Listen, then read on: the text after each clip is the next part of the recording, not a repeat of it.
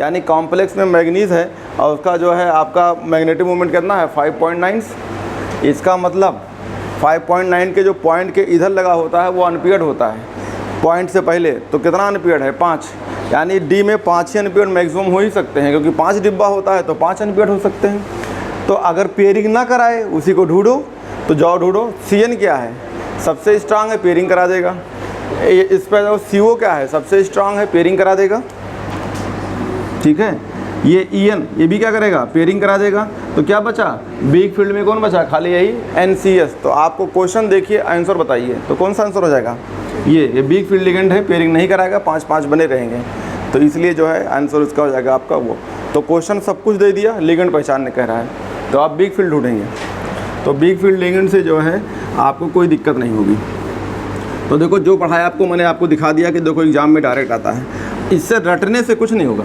अगर आप कहो इसको रट डालें, कुछ नहीं, बहुत चैप्टर है, फर्स्ट ईयर है, सेकेंड ईयर है कि पूरी NCERT लाइन लाइन याद होना चाहिए, तो रट के तो नहीं हो पाएगा, इसको समझ के ही हो पाएगा, बिना समझे कुछ नहीं हो सकता। और घर पे अगर इस 25 बार नहीं पढ़ोगे तो एग्ज़ाम में दिखेगा कि मैं कहाँ पे हूँ। ठीक है, तो मैंने आपको दिखा दिया कि अगर आपको जनरल रटना है तो कोऑर्डिनेशन नंबर 4 और 6 मैच कराओ, गड़बड़ हो जाएगा। देखो कहाँ यहाँ पे कितना है, 4 दूनी 8 + 2 कितना है 10, तो 10 भी होता है, तो ये आपको रटने वाला काम खत्म, क्योंकि JEE मेंस में आया है। ये आपको मैंने दिखाया कि ब्रिज बनाना है, ब्रिज अभी पढ़ाया था मैंने आपको, ब्रिज पूरा दिखाया। ऑप्टिकल आइसोमेरिज पढ़ाया था मैंने आपको, ये भी दिखाया। ठीक है, अब थोड़ा सा बचा उसे ख़त्म कर दिया जाए, उसके बाद में नया चैप्टर स्टार्ट करते हैं। तो जितने क्वेश्चंस आते थे मैंने आपको बताया था कि सब आते हैं, और इस क्वेश्चन को मैंने दिखा भी दिया। अब अगर आपने ये छोड़ा, अगर इस बार संस्था चेंज कर रही है, कहीं कोऑर्डिनेशन कंपाउंड से 5 सवाल ना पूछ ले, 5 यहीं से और 4 कम कर, 9 सवाल खाली 2 चैप्टर से आ जाएगा, तो फिर समझ लो सिलेक्शन नहीं होना है। 9 सवाल अगर गया हाथ से तो सिलेक्शन तो नहीं होना है, ये तो दिमाग से निकाल दो, क्योंकि 18 तक 5 सवाल आता था, मैंने आपको 5 दिखाया। इन्होंने 19 में NTA कराया तो 2-2 सवाल कर दिया। तो आगे चलते हैं, थोड़ा सा रह गया था, तो एप्लीकेशन में थोड़ी सी रह गई थी, उसको पूरा कर दिया जाए।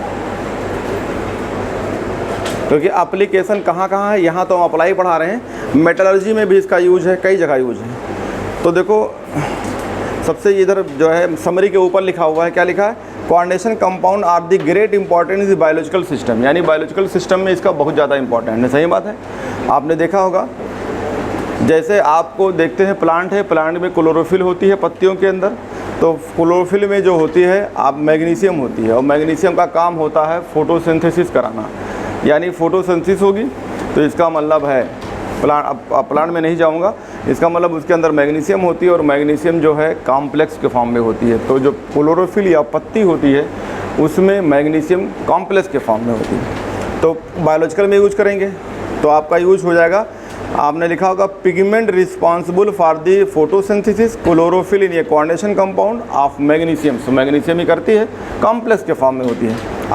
आगे आते हैं हीमोग्लोबिन। आपने पढ़ा होगा हीमोग्लोबिन होती है ब्लड सेल, मतलब RBC में, RBC मतलब रेड ब्लड सेल्स, और रेड ब्लड सेल्स का काम है कई सारा, जो है RBC कहाँ बनती है, अगर इसमें हीमोग्लोबिन्स होते हैं और आयरन होती है, और आयरन हीमोग्लोबिन कॉम्प्लेक्स बना के पूरी बॉडी में जो है ये सप्लाई करते हैं, टिश्यू में जाते हैं। तो इसका मतलब है हीमोग्लोबिन्स और आयरन फेरस के फॉर्म में होती है, और ये आपका हीमोग्लोबिन प्लस आयरन ये जुड़े होते हैं। तो इसका मतलब ये भी आपका कॉम्प्लेक्स फॉर्म में होते हैं, और ऑक्सीजन को पकड़ के पूरी बॉडी में ले सप्लाई करते हैं। कभी कभी आपको पढ़ाएंगे, जब P ब्लॉक पढ़ाएंगे, तो इस हीमोग्लोबिन और इसके साथ, यानी हीमोग्लोबिन कार्बन मोनोऑक्साइड के साथ अगर कंबाइन कर लेती है तो भी एक स्टेबिलिटी बनाती है 200 टाइम्स। तो अगर जो है फिर बॉडी में ऑक्सीजन के बजाय CO के साथ पकड़े रहती है, सफोकेशन होगी, ठीक है, एंजाइटी होगी, ये सब प्रॉब्लम होंगी, बताएंगे आपको। लेकिन यहाँ पे बात चल रही है तो आयरन्स यानी हीमोग्लोबिन के साथ। तो ब्लड में लिखा होगा, लिखा है haemoglobin the red pigments of the blood which are carrier oxygen. यानी सही बात है, RBC क्या करती है, ऑक्सीजन को ले जाती है। कह रहा है इन ये कोऑर्डिनेशन कंपाउंड्स ऑफ आयरन, तो इसका मतलब है आयरन हीमोग्लोबिन्स ये जो है कॉम्प्लेक्स के फॉर्म में होते हैं, जो ऑक्सीजन को पकड़ के पूरी बॉडी में सप्लाई करते हैं। विटामिन B12 साइनोकोबाल मैंने देखा होगा, जितने झोला छाप डॉक्टर होते हैं उनके दुकान पे ही रखा होता है विटामिन B12, इसको बोलते हैं साइनोकोबाल, मीन्स साइनोकोबालमीन।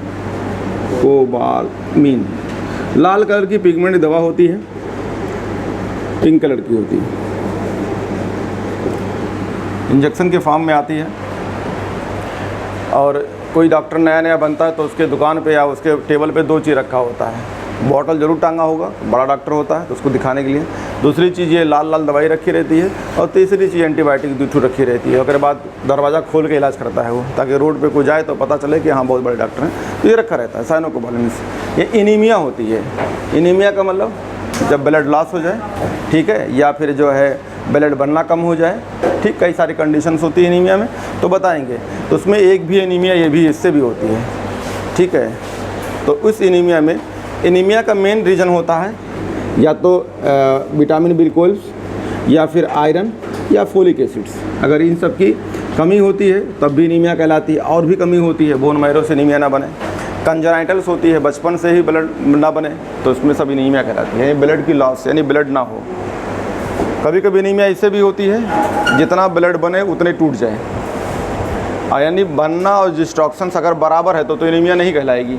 लेकिन अगर जो है बन कम रही है, टूट ज़्यादा रही है, तो इसका मतलब एनीमिया है। तो हो सकता है वो कई सारे चीज़ हो सकते हैं, ब्लड कैंसर हो सकती है, कई सारी चीज़ें होती हैं। तो आप विटामिन बी12, तो विटामिन बी12 जो है इसमें कोबाल्ट होती है, साइनोकोबालमिन, इसमें कोबाल्ट। तो पढ़ाया था मन को गुलाबी रखो, ये रहा, आपको पढ़ाएंगे मन को क्या रखते हैं, गुलाबी। पढ़ाएंगे आपको डी ब्लॉक में, मन को गुलाबी रखो, तो फिजाएं करेली जैसी हरी भरी। तो मन माने मैग्नीज, को माने कोबाल्ट। ये कैसे कलर की होती है, पिंक कलर की होती है। तो ये दवाई जो दिखेगी पिंक कलर की दिखेगी, साइनोकोबालमिन पिंक कलर की होती है। तो जैसे ये क्या करते हैं, जितने डॉक्टर होते हैं बड़े वाले, वो क्या करते हैं, बॉटल चढ़ाते हैं, जिसको देखो उसको चढ़ाते रहेंगे बॉटल, क्योंकि उनको जितना बॉटल जोड़ेंगे उतना पैसा बनेगा। उसमें ये डाल देते हैं। तो जब बॉटल में डालेंगे तो पूरा बॉटल कैसा होता है, पिंक कलर का। तो आदमी को लगता है खून चढ़ा रहा है, यानी ताकत चढ़ा रहा है, तो ताकत समझ के उसको मतलब दबा देते हैं, इतना पैसा बन गया तुम्हारा। और एनीमिया तो अपने हिंदुस्तान में ज़्यादातर होता ही है, कई सारे हैं, खाना ढंग से नहीं खाते हैं, खाने बैलेंस डाइट नहीं मिलती है। और बैलेंस डाइट के बजाय आजकल एक डाइट चलती है जिसका नाम है जंक फूड्स। और जंक फूड्स बड़ी ख़तरनाक है। देखा होगा अभी कहीं भी रोड पे देखो तो खाना बन रहा होता है, कहीं चाउमीन, कहीं बर्गर, कहीं, और दिखा के वो छन्न छन्न मारते हैं ताकि तुम अपने तरफ अट्रैक्ट हो। अभी देखो सुबह देखो पूड़ी लगी होगी लाइन। तो ये सब क्या है, तो जंक फूड्स में भी आते हैं। तो सब बताएंगे आगे आपको, यहाँ क्या आप ज़्यादा बोलें। तो जंक फूड बड़ा अट्रैक्टिव होता है, उसमें सिर्फ कैलोरी होती है लेकिन बाकी चीज़ नहीं होती है। इसलिए जितने जंक फूड वाले हैं वो देखोगे तो इतना थुलथुल होते हैं कि वो चलते हैं तो धरती बताती है कि चल रहे हो, ठुमुक ठुमुक के चलते रहते हैं। और इतनी सारी बीमारी होती है उनके अंदर, इतनी बीमारियां होती हैं कि सबसे ज़्यादा प्रॉब्लम यही है, क्योंकि जितने वो मोटा होंगे, क्योंकि जैसे होता क्या है, अब मान लीजिए मुस्लिम में ही क्या होते हैं, पाया, नहारी, कुलचा पेल देते हैं दबा के, देखा होगा, और उतने ही होते हैं। तो कहाँ जाएगी दवाई, खाओगे तो कहाँ जाएगी, सब स्टोर तो रहेगी चारों तरफ से ना, चारों तरफ से फैले रहते हैं। और जितने आदमी कोई मोटा होगा वो समझ लो उसको 3-4, पहली बीमारी तो सबसे पहले स्टार्ट होती है डायबिटीज़। डायबिटीज़ जानते हो हैबिट से भी होती है, खाना खाना सोना ये सब से भी होती है, ठीक है, तमाम सारे से, टेंशन से सब होती है।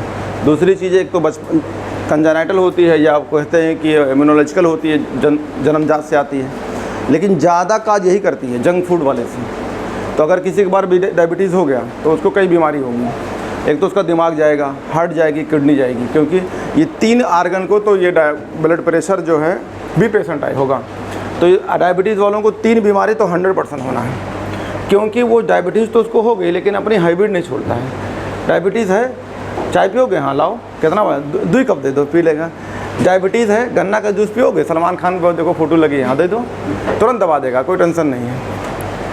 तो सबसे बड़ी प्रॉब्लम ये होती है। तो डायबिटीज़ ही एक बहुत बड़ी प्रॉब्लम है, और वो भी जंक फूड से आती है। जंक फूड मतलब यही यार, बर्गर, चाउमीन, ये सब होता है, दबा के खा लेते हो। फेसबुक पे देखो तो कुछ लोग जो बनाते हैं, कभी लाश से बनाते हैं, एक तो उसमें यूरिन कर रहा था, और एक मैं देख रहा था उस पर जो ये सप्लाई नहीं करते, खोल के चाट वाट लिया, फिर रख के पैक कर ले देने जा रहा है। तो एकदम हकीकत हो सकती है ये, क्या पता जो ला रहा है वो क्या खोले क्या कर ले, अगर सोचो क्या कर सकता है।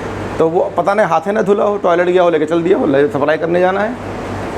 तो इतना विश्वास कर लेता आदमी, सामने चीज़ मिलेगी विश्वास नहीं करेगा।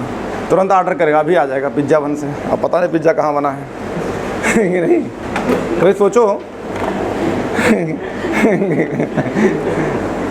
भाई हम गलत थोड़ो कह रहे हैं, आजमा के देख लो जो बेचता है या जो चाउमीन बेचता है, जब ये गोलगप्पा बेचता है, इससे पूछो कैसा बनाते हो, नहाते हो, तो धंधा थोड़ा बताएगा। हाँ भैया बहुत बार नहाते हैं, लेकिन वो बेच के थक जाता है तो फिर करता है उल्टा सीधा उसमें। ये तो ह्यूमन बीइंग नेचर है, तो करेगा ही करेगा, उसमें कोई भी करेगा। तुम भी खोलो तुम ही करोगे, दूसरे क्या बता रहे हो कि नहीं। इसमें क्या मैं धंधा होता है। चलो इसमें विश्वास करने की बात नहीं है, ये 100% होगा, ज़िंदगी भर चलता रहेगा, उसे कोई नहीं रोक पाएगा। तो ये लिखा हुआ है विटामिन B12 जो है साइनोकोबालमिन्स दी एंटी परनीशियस इनीमिया फैक्टर्स। तो ठीक है, ये इनीमिया फैक्टर्स मतलब एंटी होती है, अगर आप बॉडी में ये है तो ब्लड आपके बनेगी, इनीमिया नहीं होगी। इनीमिया का मतलब होता है RBC कम, RBC लॉस। कह रहा है in a coordinations compound of cobalt among the other compound of biological importance. कह रहा है with coordinate metals ion are like enzymes. ये कह रहा है carboxypeptidase and carbonic anhydrase catalyse of biological synthesis. सही बात है, आप पढ़ोगे तो कार्बोहाइड्रेट का टूटना, जैसे आपने आलू खा लिया, जैसे आपने जो है कभी कभी कुछ लोग पत्ता चबाने लगते हैं, देखा होगा, नीम का पत्ता ले चबाते रहते हैं, करे चबा पाओगे? तो उसमें क्या होता है, कार्बोहाइड्रेट कैसे फॉर्म में होती है, पॉलीसेकेराइड। तो कोई भी पॉलीसेकेराइड कड़वी होती है, जैसे मतलब आलू है तो आलू को चबाते रहो तो कैसी दिखेगी, कड़वी। लेकिन चबाते क्या कर रहे हो, डाइजेस्ट तोड़ रहे हो, बड़े मालिक्यूल किस में ला रहे हो, छोटे मालिक्यूल में। डाइजेशन स्टार्ट हो जाती है माउथ से ही, मुँह से ही, चबाने से ही। तो कोई चीज़ बड़ी चीज़ को छोटे में तोड़ना है, जैसे पॉलीसेकेराइड तो फिर टूटेगी तो आपको डाइसेकेराइड किसमें, मोनोसेकेराइड मीठे होते हैं। सेकेराइड का मतलब होता है शुगर, जैसे ग्लूकोज एंड फ्रक्टोज, ये मोनोसेकेराइड्स होते हैं। तो कोई पत्ती उत्ती चबाता है तो चबाते क्या कर देता है, मोनोसेकेराइड में ले आता है। जैसे नीम का पत्ती तो क्या हो जाएगी, मीठा। पहले तो आप कैसी लगे, कड़वी। आलू कच्चा आलू चबा दो, चबाते रहो तो एक कंडीशन कैसी आएगी, कोई मीठा हो जाएगा। किस में टूट जाएगी, पॉलीसेकेराइड मोनोसेकेराइड में, ग्लूकोज एंड फ्रक्टोज में।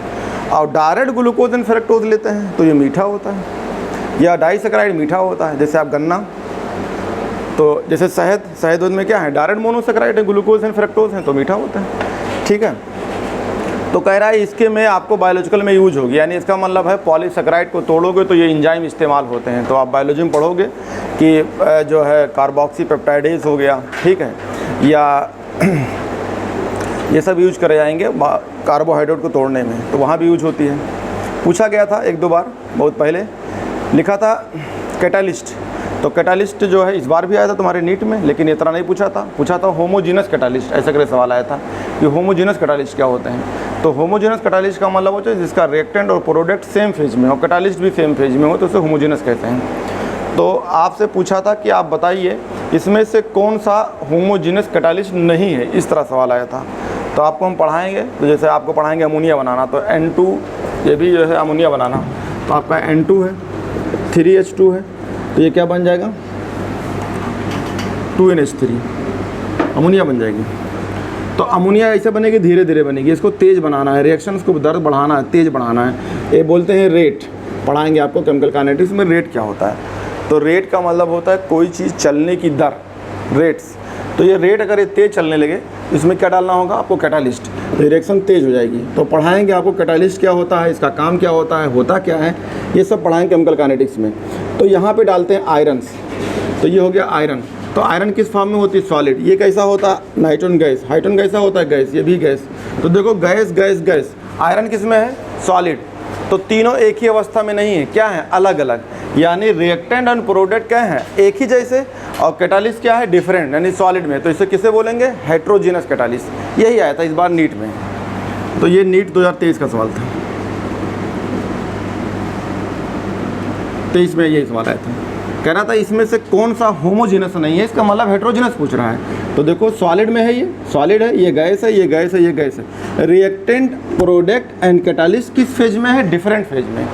ऐसे कैटालिस्ट पढ़ाएंगे कि ये और ये तीनों गैस में रहेंगे, तो इसे क्या बोलेंगे, होमोजीनस। तो अगर तीनों एक ही अवस्था में तो होमोजीनस, अलग अलग हैं तो हेट्रोजीनस। तो यहाँ ये नहीं पूछा, यहाँ पूछा कैटालिस्ट। तो कैटालिस्ट का काम क्या होगा, रिएक्शंस की दर को तेज कर देती है। जैसे मान लो तो देखा होगा तुम्हारे घर के सामने कुत्ता बैठा है, तुम उसको एक लात मार दिए, भौं करे छोड़ दिया, उस पर तेजाब या पेट्रोल डाल दो, भी देखो भागने से भागेगा। तो आपने क्या कर दिया, रिएक्शन तेज कराया, घटा दिया, तेज करा दिया। तो यहाँ क्या कराएंगे आप, रिएक्शन को तेज, तो इसको अंग्रेजी में क्या बोलेंगे, rate of reactions increase. Rate of reactions, rate जो है रिएक्शंस की दर, यानी कोई चीज़ टूट रही है या बन रही है वो तेज़ होने लगी। क्यों होती है, काहे होती है, पढ़ाएं केमिकल करने, ये सवाल आता है। तो ऐसे ही बहुत जगह यूज होती है। तो एक जगह वो यूज होती है पॉलीमर बनाने के लिए, पढ़ाएंगे पॉलीमराइजेशंस, या क्या कहते हैं, पॉलीमराइजेशंस। तो पॉलीमराइजेशंस का मतलब पॉलीमर बनाना, जैसे आपका पॉलीथीन बनाना, नायलॉन बनाएंगे, नायलॉन 6, नायलॉन 6, नायलॉन 2, नायलॉन 6, तमाम सारा बनाएंगे, ठीक है, ये सब पॉलीमर हैं। तो पॉलीमर में यूज हो जाती है पॉलीमर बनाना, यानी कई सारे मॉलिक्यूल्स को लेके बड़ा मॉलिक्यूल बनाते हैं। जैसे पॉलीथीन्स, जो आप पन्नी चम्मी बोलते हैं उसको बोलते हैं, सही नाम है पॉलीथीन्स। तो पॉलीथीन कहाँ बनती है, इथीन से, यानी इथीन रहती है, उसमें बहुत सारे आप इथीन जोड़ दीजिए तो क्या बन जाएगी, पॉलीथीन्स, पॉलीइथीन्स। तो पॉलीथीन बजाय चम्मी बोलते हो तो गलत सा वर्ड है, इसका सही नाम होता है पॉलीइथीन। यानी बहुत सारे, ये यहाँ नहीं पढ़ाएंगे, अभी आपको पढ़ाएंगे, ये रहा, ये बहुत सारे मोल हैं, यानी 3000 से लेके ज़्यादा अगर बोलते हैं तो ये पॉलीमर। तो यहाँ पे कैटालिस्ट डालना पड़ता है, तो कैटालिस्ट डालेंगे तो ये ऐसे जुड़ जाएगी। कितना जुड़ेगी, जहाँ से चाहो, यहाँ से लेके इंडिया तक जोड़ दो, तो यहाँ नीचे लिख देते हैं N, ये पढ़ाएंगे आपको, CH2 CH2 CH2 जोड़ते रहो। तो यहाँ पे आपको कैटालिस्ट डालना होगा। तो ऐसे ही हाइड्रोजिनेशन एक वर्ड होता है, बहुत सारी एल्कीन होगी, ऐसे एल्कीन होगी, ये एल्कीन होगी। जैसे आपका वनस्पति घी, जो लोग घी बोलते हैं तो कहते क्या खाते हो, घी खाते हैं। तो आगे पूछता आदमी कौन सा घी, देसी घी अब या ये वाला, तो अगर ये नहीं बताएंगे। तो ये वाला घी जो होती है, जो पेड़ पौधों से निकालते हैं, या एनिमल फैट होती है, जैसे बकरा वकरा जब जबा करते हैं कुर्बानी है या बड़ा बड़ा, तो उसका फैट निकाल रख लेते हैं, दबा के पेलते रहते, देखा होगा, और बाद मोटे हो जाते तब भी। तो सिर्फ आपको जो है फैट खाना होगा कभी कभी, तो ये आप फैट खा सकते हैं, लेकिन कौन सा नाम होगा, सैचुरेटेड, नॉट अनसैचुरेटेड। ये कौन सा फैट बनेगा, अगर आप जो तेल निकालेंगे पेड़ पौधे से तो ये अनसैचुरेटेड होती है, इसे क्या बनाना होगा, सैचुरेटेड। यानी इनके बीच में अगर कहीं भी कोई एल्कीन होगा, उसके बीच में डबल बॉन्ड है, तो उसको डबल बॉन्ड ख़त्म करके सिंगल बॉन्ड कराएंगे। तो सिंगल बॉन्ड कराने के लिए कहलाते हैं हाइड्रोजिनेशंस, यानी बॉन्ड को तोड़िए, यहाँ क्या लगाइए, H और H, तो यहाँ पे कैटालिस्ट लगाना पड़ता है। तो ये है विल्सन कैटालिस्ट, पढ़ाएंगे ऑर्गेनिक में सब। तो लिखा है coordination compounds are used in the catalyst for many industrials process, for example कह रहा, लिखा हुआ है इंक्लूड्स, ये लिखा है रोडियम्स यानी RH। तो RH लिया है, इसका नाम है विल्सन कैटालिस्ट। नाम सुनिएगा, कहाँ यूज होता है, कहीं लिखा हुआ आगे, कहाँ लिखा है, हाइड्रोजिनेशंस ऑफ एल्कीन्स। तो ये एल्कीन है, कोई भी एल्कीन हो, जैसे मान लो एल्कीन है आपके सामने, ये है CH3, ये है CH डबल बॉन्ड CH2। तो यहाँ पे आपको कैटालिस्ट लेना होगा। तो चलो हम इसी एल्कीन में, एल्कीन है, डबल बॉन्ड है, तो हमने किसको ले लिया, ये लिखा हुआ है आपका यहाँ पे सेंट्रल मेटल है आपका RH, तो सेंट्रल मेटल हो गया आपका RH, ठीक है। और ट्राइफिनाइल फास्फीन यानी PH3 का P का होल कितना, 3, ये Cl, ये रहा। अरे फास्फीन भूल गए क्या, फास्फीन का फार्मूला क्या होता है, PH3। तो यहाँ H को हटाइए, यहाँ क्या लगाइए, 3 फिनिल ग्रुप, तो क्या हो जाएगा, 3 phenyl group, C6H5 1, C6H5 2, CCH5 3, कितना हो गया, ये फिनिल ग्रुप।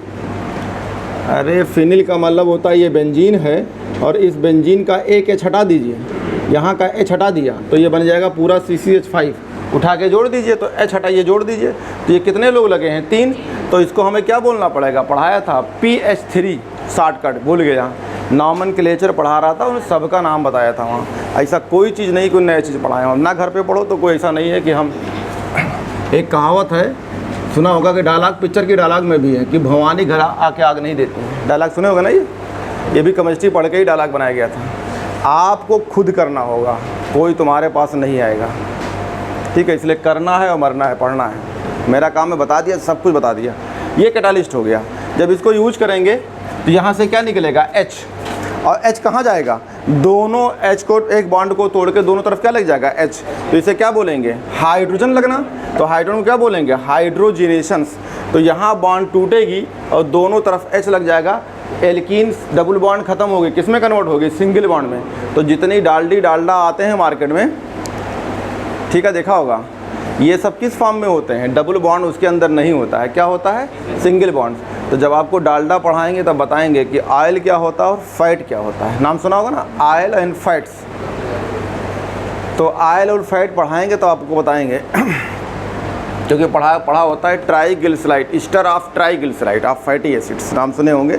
ईस्टर्स बने होते हैं और ग्लिसरॉल्स, अल्कोहल और एसिड्स का जब हम मिलाते हैं, पानी निकालते हैं तो ईस्टर बनता है, तो वो होता है। अब फैट कब कहोगे? ऑयल कब कहोगे? रूम टेम्परेचर पे कोई जम जाए तो उसे क्या बोलेंगे? फैट्स। ना जमे तो तेल, तो तेल क्या बोलोगे? ऑयल्स। तो कई सारे चीज़ होते हैं, रखा होता है, वो जमा होता है, वो ऐसे चलता है। देखा होगा कि नहीं? कड़वा तेल देखो जम गया क्या? तो किस में रखें हैं? फैट में रखें, ऑयल में रखें हैं? ऑयल में रखें। तो कोई तब जाना करो कि ऑयल कब कहते हैं, फैट कब कहते हैं। अब इंसान की या जानवर की चर्बी, क्योंकि वो क्या करोगे, रखोगे तो क्या होगा? तो बस जो जम जाए वो फैट, जो ना जमे वो ऑयल्स, रूम टेम्परेचर पे। तो इसको यूज करेंगे। तो याद रखा विल्सन कैटालिस्ट, तो इसका फार्मूला होता है। तो आपको RH, उसके बाद होगा PH3P का होल थ्राइस और Cl, ठीक है। कहाँ यूज करते हैं? हाइड्रोजिनेशन। हाइड्रोजिनेशन का मतलब क्या होता है? हाइड्रोजन लगेगी, कहाँ आके लगेगी? डबल बॉन्ड कहीं होगा, एल्कीन होगा, एल्कीन का एक बॉन्ड तोड़ोगे और दोनों तरफ कार्बन पे H लगा दोगे, तो इसे बोलेंगे हाइड्रोजिनेशन। पूरा एल्कीन, चाहे जहाँ एल्कीन होगा वो डबल बॉन्ड होगा, उसको तोड़ना होगा। आगे चलते हैं। ये कैरा लिखा आर्टिकल कैन इलेक्ट्रोप्लेट्स, ये तो बहुत कॉमन है। जैसे मान लीजिए अभी आप आए थे पढ़ने डॉक्टर बनने के लिए, डॉक्टर बनते बनते कुछ और बन गए। ये तो क्लियर है कि यहाँ पे सब डॉक्टर तो बनेंगे नहीं। तो पता सबको ना कि सब डॉक्टर बनेंगे, सब तो नहीं बनेंगे। अरे सब बनेंगे तो मेडिकल कॉलेज जैसे मतलब गंज में जितने को तैयारी के सब डॉक्टर बनेंगे? सच्चाई बोलो, सब बनेंगे क्या? सब तो नहीं बनेंगे। 1% बनेगा, वो भी 1% से कम हो सकता है, 0.001% बनेगा। सब क्यों नहीं बनते हैं? क्योंकि सब एक जैसा होते ही नहीं है। अगर हम कह रहे 25 बार पढ़ो, अभी पूछने लगे तो अभी 25 बार तो छोड़ो, तुम 10 बार नहीं पढ़ोगे, 5 बार नहीं पढ़ो, डॉक्टर कैसे बनोगे? तो दिमाग से खुद सोचो। अब तुम्हारे जैसे कितने इंडिया में होंगे जो 25 बार ज़्यादा पढ़ चुके होंगे? तो उनका नंबर तो पहले उनका है ना, क्योंकि मेमोरी सेल कहती है 25 बार पढ़ो, अपने दिमाग में रख लो हमको। अब तुम करो हम स्पाइनल कार्ड में रखेंगे, तो एग्जाम में क्या करो? अक्कड़ बक्कड़ तो करोगे, ये हो सही है, ये हो सही, ये हो सकता है। कुछ ना करो, खाली 25 बार पढ़ लो, कुछ करना धरना भी नहीं रहेगा, वही ऑप्शन वही आंसर रहेगा। देखो यही ऑप्शन ये आंसर है। अब अगर आपसे पूछे विल्सन कैटालिस्ट क्या होती है, तो अक्कड़ बक्कड़ है, दिमाग वाले बता दे। 25 बार देख लो, दिमाग क्या बता देगा? अपने आप दिखेगा यही है। मैं कहने क्या बात है, नहीं तो 3 बार पढ़ के देख लो, भूल जाओगे। 25 बार देख लो, जैसे फोटो देखते हो कि रखा रहता जेब में, निकाल के देख लिया, फिर रख लिया, देख लिया, फिर रख लिया, तो ऐसे 25 बार इसको देख लो। देख के रखी तो रखते हो, क्या करते हो इसको? तो 25 बार देखते तो याददाश्त बनी रहती है, तो इसको देखो तो ये बनी रहेगी। तो इसको देखना है आपको, तो ध्यान रखिएगा, इसी को देखना है। अभी तुम मोबाइल खोल के देखते होगे, कम से कम दिन भर में 100 बार तो फेसबुक देख लेते होगे, और इंडिया की जितनी न्यूज़ें पता चल जाता है कि आज यहाँ बैठक हुई थी, यहाँ हुई थी, और इतनी बार इसको देख लो। तो बता रहे हैं ये एग्ज़ाम तुम्हारे पास भागे के आएगी, क्योंकि क्या सवाल आएगा? सवाल आएगा विल्सन कैटालिस्ट इज। अब उसमें 4 कैटालिस्ट रखा रहेगा, चारों ऑप्शन में कैटालिस्ट ही हो गया, अब तुम्हें कन्फ्यूजन पैदा हो गया। जिगलर नाटा कैटालिस्ट भी रहेगा, विल्सन रहेगा, अब कन्फ्यूजन पैदा हो गया, जिगलर है कि विल्सन है, जिगलर है कि विल्सन है, हिम जिगलर विल्सन करते रहोगे, गायब हो जाओगे। ऐसा तो होता भी, एग्जाम दिए होगे, ऐसा तो हुआ होगा कि नहीं? अक्कड़ बक्कड़ किए, ये भी पता रहता था, ये हो सकता है, ये हो सकता है, अगर बात गायब हो गए। तो आपको 25 बार देखना है। हमने 25 बताया था, वो जो है जो बच्चा GE मेन सेलेक्ट हुआ था, वो 2 लाख बार पढ़ा था शायद पूरे साल में, और खाली केमिस्ट्री बेस पे निकल गया था, खाली केमिस्ट्री पढ़ता था, और सब ऑप्शन में कह रहा था पूरा पूरा। उस टाइम हमारे 30 क्वेश्चन आते थे GE मेन्स में, हमारे 30 पता था, और GE मेन की जो रैंक होती बहुत कम जाती, बहुत कम नंबर पर जाती है। तो कहा कि हमें पूरा पूरा आता था, पूरी NCERT रखा हुआ था उसमें, तो हम निकल गए। फिर आते हैं नया चीज़ पे। नया चीज़ कुछ नहीं है, ये आप जानते हैं क्या है। ये है कि अभी आप जब मेहनत कर रहे हैं तो यहाँ स्टेबल होने के लिए आए हैं, यहाँ किसी को देखने उखने नहीं आए हैं। मतलब सही मेन कहानी है मनीराम, पैसा कमाने आएंगे। ये सब बैठे से पैसे के लिए बैठे और कुछ नहीं बैठे। ये कहते हैं कि अभी पढ़ लेंगे, डॉक्टर बनेंगे, देश की सेवा करेंगे, कुछ नहीं करोगे, देश को लूटोगे। और ये सब खाली कहने को होता है। जल्दी सेलेक्ट होने दो, फिर देखो कैसे काम दिखाएंगे। और जो प्राइवेट में जाता है वो तो एकदम कहता है कि भैया 1 करोड़ 50 लाख 60 लाख खर्चा क्यों, कैसे निकलेगा। तो वो निकालता है जांच करा के, पूरा MRI CT स्कैन हर मरीज को लिख देता है, सब निकल आता है उसका 1 साल के अंदर पूरा पैसा। तो तुम्हारा कोई खूब खास हो अगर उसके पास जाओगे वो भी लूट लेगा, वो जोड़ता रहता कितना पैसा है। तो ये रहा, यही कहानी यहाँ पे भी है। आपने डॉक्टर बने, पैसा कमाओगे बढ़िया रे, पक्का कमाओगे। इतना बीमारी होती है, इतना दारू, इतना चाउमीन, इतना जंक खाना खाते हैं तो बीमार तो होना है, तो फिक्स है। अभी शाम को चले जाओ, जितना ढाबा वाले हैं इतना कमाते हैं, चाउमीन बर्गर, वो काला काला लाल लाल मिर्च मसाला से लगा होता है, पता नहीं क्या बोलते हैं। हम तो उनके लाइफ में खाया नहीं, हम तो आज तक पिज्ज़ा नहीं खाया, हम कोल्ड ड्रिंक जल्दी नहीं पीते। दूसरी बात तो छोड़ो, ये जितने सब जंक फूड में आते हैं ये सब धंधा है। और यही लाइन से बड़ा बड़ा मुंह खोल के देखते हैं, वो बताए भैया, वैसे देखने में लगता है ऐसा काकरोच होगा या क्या अर्थवोम लगता है कि नहीं, देखने में ही लगता है। और जो बनाता है पहले उसी को देख लो कैसा बनाता है, तो आदमी खाने क्या मन करेगी। पता नहीं कौन कौन सी होती है, हमें तो देख के डर लगता है उसको। अबे लाल लाल खाली मिर्च मसाला लगा होता है, यही बनाते हैं, उसका नाम तुम लोग जानते होगे, नूडल्स पता नहीं क्या क्या है। जो अगर देख ले कोई तो डर लग जाता है, और खाना तो छोड़ो तो कितना ख़तरनाक होगा, कितना खतरनाक सोच सकते हो। इसीलिए जो है अभी तुम अपना कंपेयर कर लो, और जो पहाड़ पे रहते हैं जैसे कश्मीर साइड में है या फॉरेन में रहते हैं, तुम कंपेयर कर लो ना, तुमको पकड़ लेना अगर बढ़िया से तो तुम छुड़ा नहीं पाओगे, चाहे वो 60 साल का बुढ़ा क्यों नहीं होगा। बता रहे हैं ये हाल होती है। क्यों? क्योंकि वो ये जंक पंक फूड नहीं खाते हैं, वो हर चीज़ नेचुरली अच्छा, जैसे ड्राई फ्रूट्स, तो हर चीज़ का न्यूट्रिएंट्स कंप्लीट्स, यानी जितने मिनरल्स प्रोटीन सब बहुत अच्छा। और तुम्हारी प्रोटीन क्या है? चाउमीन, बर्गर, पग का समोसा, गोलगप्पा, ये तुम्हारी है। अब वो सब थोड़ा खाते हैं। तो ये रहा, तो मान लीजिए यही सब खाते खाते गंज में रह गए। तो अब 2 चीज़ें हैं, जैसे मान लीजिए भाई बॉन्ड तो सबका बनेगा किसी को छोड़ के। अब हमारे इंडिया में तो जितने पोस्ट बने हैं उनका बॉन्ड नहीं बना है, लेकिन बाकी सब बने हैं। तो सबको हीरा और जो सोना यूज तो होते, देखा होगा, ज़रूरत पड़ती है। तो मान लो पैसा कमाए नहीं, डॉक्टर तो बने नहीं, तो कहाँ जाओगे सोना खरीदने, हीरा खरीदने? तो चलते गड़बड़ झाला। तो गड़बड़ झाला जाएंगे तो वहाँ पे जैसे मान लो ये आपका ये है, क्या है? लोहा है, और ये आप सोना समझ के मिलेगी आपको। तो इसके ऊपर क्या करना पड़ेगा? प्लेटिंग करना, पॉलिश करना पड़ेगा। ये अंदर तो रहेगा लोहा, लेकिन ऊपर से दिखेगा सोना। इसे देखा होगा ना। तो ये क्या किया है, इसके ऊपर कह रहे हैं पानी चढ़ा है, सुना होगा। जैसे अभी तुम ही हो, अगर छल्ला वल्ला पहनना है तो सोने थोड़ा पहनोगे, कौन काटना है तो उस पर क्या बोलो, लोहे का, लेकिन सोना पॉलिश की रहती है। तो इससे क्या बोलते हैं? इलेक्ट्रोप्लेटिंग्स। तो मान लीजिए ये आपका सोना है, क्या है आपका? गोल्ड। और ये क्या है आपका? आयरन। ऐसा नहीं हो सकता, ये जान लीजिए कि आपका सोना के ऊपर आयरन की पॉलिश चढ़ाओ। अगर ऐसा हो जाए तो पूरे इंडिया, देखा अगर अपने इंडिया में जब किसी को भर्ती होना है तो पुलिस में, तो बहुत मेहनत करता है, केला खाएगा, दौड़ेगा, 4-4 5-5 दौड़ेगा, और उसके बाद जब वो सेलेक्ट हो जाएगा तो देखो इतना बड़ा टंका निकला रहेगा, मसाला खाते थूक देगा तोरे पर। किसी पुलिस से बात करके देख लो। और मान लो ये हाईवे से जा रही है सोना लद के, और ऐसा पॉसिबल होता कि सोने पे लोहे का पॉलिश चढ़ा होता, तो यहाँ क्या करते हैं? डाला खोलो, ऐसे तो बोलते हैं, ट्रक का उतारो, उतारा भैया, अच्छा ये तो सब लोहा लदा है। और मान लो इसके अंदर क्या लदा होता? फिर सोना। तो सोना कहाँ निकल जाती? इंडिया से बाहर। क्योंकि वो क्या करते हैं? 10 रुपया देते हैं ट्रक वाले को, सिर्फ 10 रुपया देते हैं, और गिरा देते हैं, देते नहीं हैं। जैसे मान लो डंडा मारा, ट्रक रोको, तो वो 10 रुपया छोड़ देंगे। तो अगर मान लो ड्राइवर या कंडक्टर 10 रुपया छोड़ेगा ऊपर से, तो कहाँ गिरेगी? वो उड़ के भागती है, तो उसके पीछे दौड़ते रहे 10 रुपये। देखा होगा, एक बार हम देख रहे थे, पुलिस वाला दौड़ रहा है 10 रुपये नोट पकड़ने के लिए, और नोट उड़ जाती है। जब ऊपर से कोई छोड़ेगा ट्रक से ऊपर से, तो नोट कहाँ जाएगी? उसके हाथ में क्या आगे जाएगी दूर के, तो दौड़ेगा नहीं पकड़ने के लिए।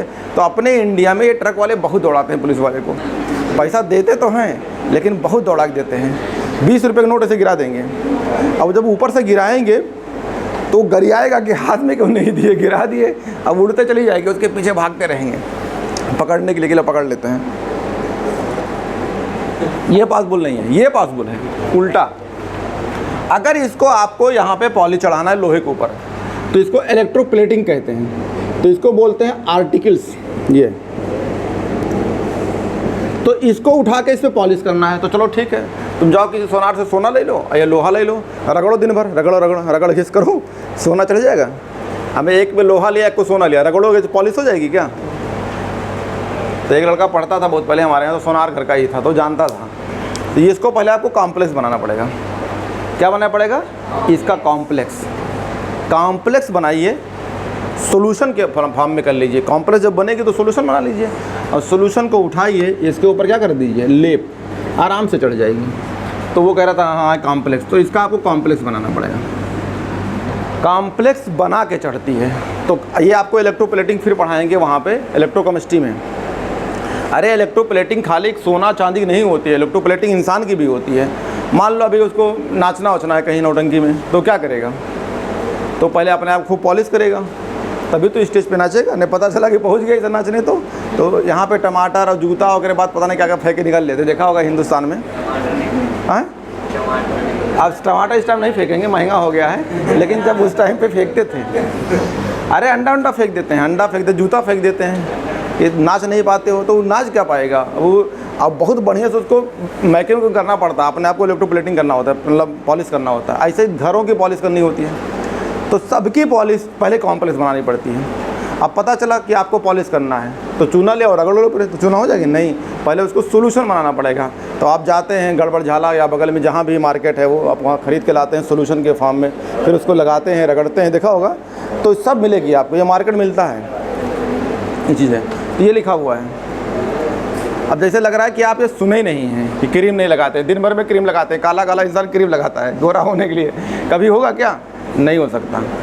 हार्मोन्स जब पढ़ोगे तो वहाँ पढ़ाया जाता है मेलेनिन हार्मोन्स, तो मेलेनिन पिगमेंट्स होती है, तो उसके बनने के हिसाब से होता, अगर वो ज़्यादा बनी तो काला काला, कम बनी तो गोरा गोरा। अब काला कोई बन गया तो गोरा नहीं हो सकता, जब तक प्लास्टिक सर्जरी न करवाएं तब तक नहीं हो सकता। अब क्रीम लगाने थोड़ा होता है कि भैया अब क्रीम लगाया, तुम खुद सोचो कोई काला इंसान को अब फेयर एंड लवली डब्बा ले लो, उसमें नहला दो, नहलाओ तो काला हो जाएगा, गोरा हो जाएगा, नहीं, कभी नहीं हो सकता, हो ही नहीं सकता यार।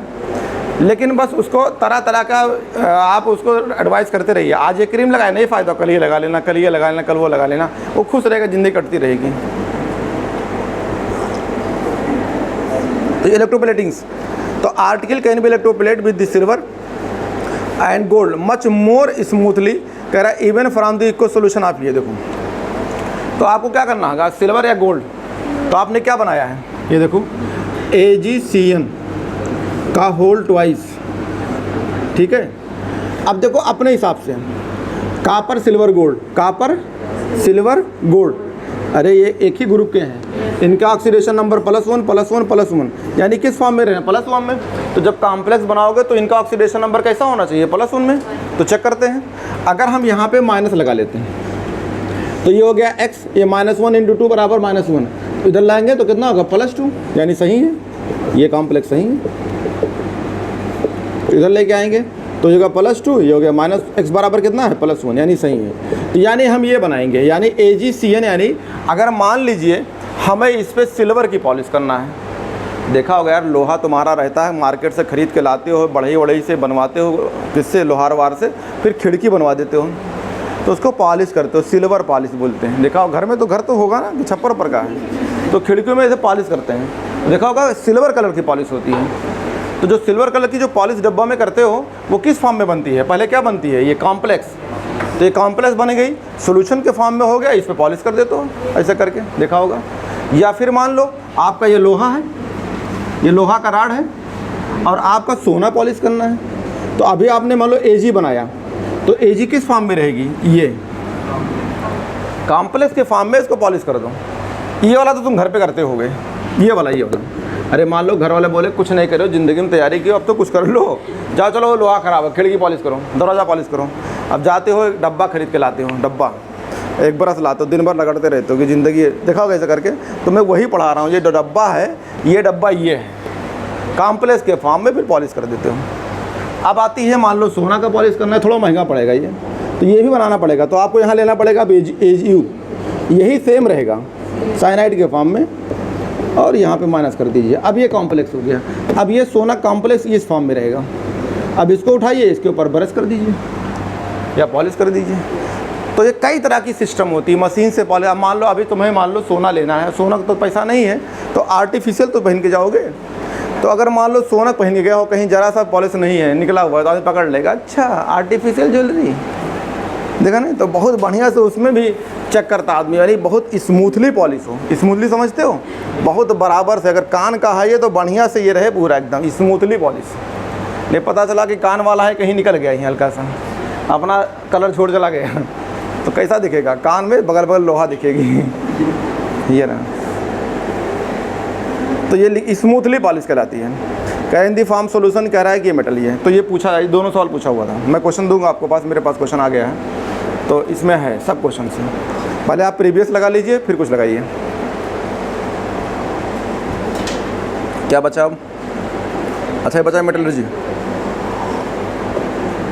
एक और है तो विल्सन हो गया। एक आपको बार बार पूछता है, कहीं क्वेश्चन में आया होगा एक दो बार, जिगलर नाटा कैटालिस्ट। चाहो कहीं लिख लो, शायद इसमें नहीं यूज है। ये पढ़ाएंगे आपको पॉलीमर में, जब आपको पढ़ाएंगे पॉलीथीन्स तो वहाँ पढ़ाएंगे जिगलर नाटा, तो यहीं लिख लो, चाहो तो यही एनसीईआरटी में लिख लो, कहीं भी लिख लो। तो जिगलर नाटा कैटालिस्ट इसमें नहीं दिया, एनसीईआरटी में दिया है पॉलीथीन में। ये है जिगलर नाटा कैटालिस्ट। अब जगलर ना कहना, जिगलर, ठीक है, Ziegler, GIGLAR, Ziegler Natta catalyst. ये होता है फार्मूला TiCl का होल 4 प्लस C2H5 का होल ट्वाइस।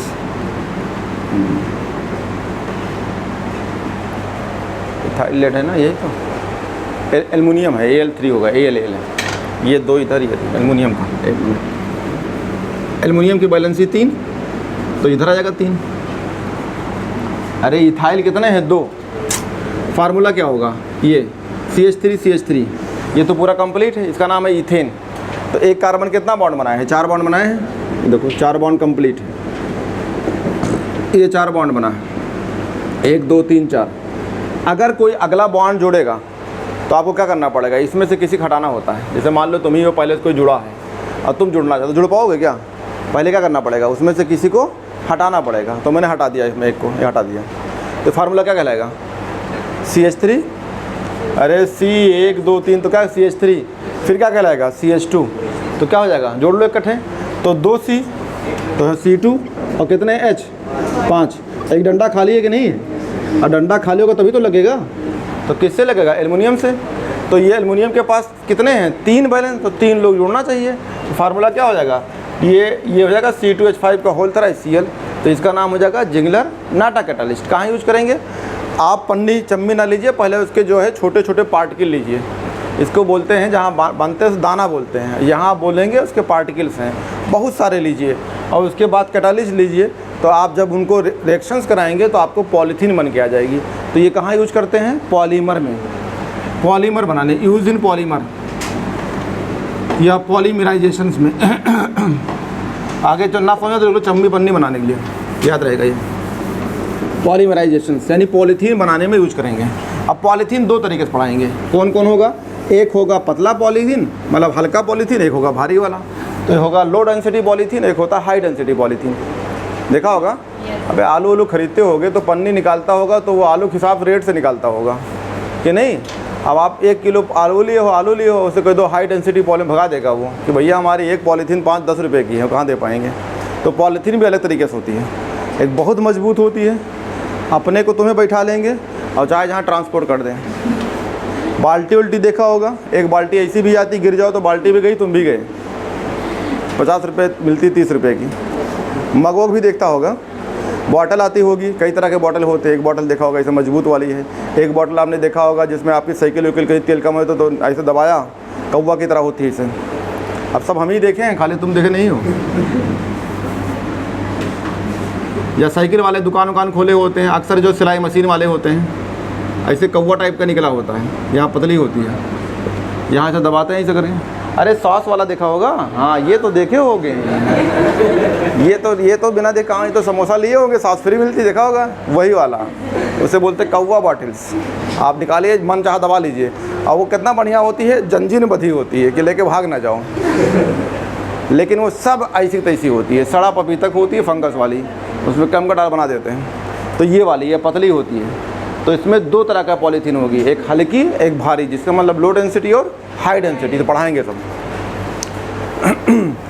कई सारे आते हैं इसमें।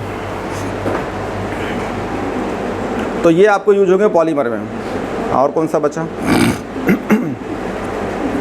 एक लास्ट बचा है इंस्ट्रक्शंस, ये पढ़ाएंगे आपको मेटलर्जी में। इंस्ट्रक्शन मतलब समझते हो? मेटल को अलग करना। तो मेटल को अलग करना, हेडिंग लिख लो बस, ये लास्ट है, ख़त्म हो गया ये। देखिए इंस्ट्रक्शंस ऑफ मेटल्स, अगर ना समझ में आए तो ये फिर मिलेगा आपको पॉलीमराइजेशंस। अब पॉलीमराइजेशन का मतलब होता है पॉलीमर बनाना। और पॉलीमर हम कहाँ यूज करेंगे आपको? एग्जाम्पल कहाँ में? पॉलीथीन में, पॉलीइथीन। और पॉलीइथीन सुने होंगे, पॉलीथीन पॉलीथीन चलते रहते हो, बोलते रहते हो। तो पॉलीथीन में दो तरीके से आते हैं, जिसको आप प्लास्टिक बोलते हो गलत वर्ड है।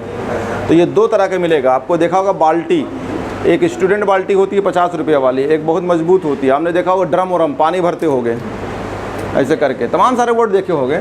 तो ये सब मिलेगी आपको। एक बॉटल देख दो पानी भरने वाली, एक बॉटल होती है, आपको देखा होगा, दे ना स्टेशन पे लिया 20 रुपये फेंक दिया मरोड़ के। तो वो जो मरोड़ के फेंकते हो वो किस में आ जाएगी? लो डेंसिटी में। और जो वहाँ रखा हुआ है अपने बैग में रखे रहते हो वो किस में आ जाएगी? हाई डेंसिटी में। इतना समझ में आ रहा है ना? दोनों पॉलीथीन से हैं, यानी इथीन से बनाए गए हैं। अब तुम्हारे कन्फ्यूज, दोनों पॉलीथीन कैसे? तुम्हारे दिमाग में चम्मी चलती है इसलिए पॉलीथीन है। पॉलीथीन का मतलब होता है इथीन, इथीन से बनाया जाता है। तो तुम एक ही चीज़ खाली देखे हो, वही जो बैग में लेके चलते हैं हल्की, जैसे सब्जी खरीद दिया रख लिया, वो नहीं है। बहुत सारे चीज़ हो सकते हैं इथीन से। अगला है आपका इंस्ट्रक्शन ऑफ मेटल्स।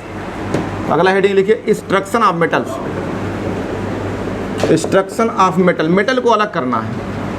तो मेटल को अलग करने के लिए आपको ये बहुत इंपॉर्टेंट है, यहाँ भी है और साथ में आपको मेटलर्जी में है। मेटल को अलग करना है। तो बहुत सारे मेटल गंदगी में पड़े होते हैं। अब नाली वाला गंदगी नहीं, ओर के फॉर्म में होता है। जैसे मान लो तुम्हारा अंगूठी गिर गई नाली में, तो वो गंदगी थोड़ो है, निकाल लाए धुल लिए। वो नहीं पढ़ा रहे हैं, इन्हें पता चला कि हमारा लोहा गिरा था, हमने धुल लिया। ये दूसरी मेटलर्जी है। मेटल और कई सारे फॉर्म में जुड़े होंगे, इनको अलग करना है। इम्प्योर में क्या मतलब? वो कई सारी उसमें चीज़ें होंगी, उसको अलग करना है, तो उसे बोलते हैं ये।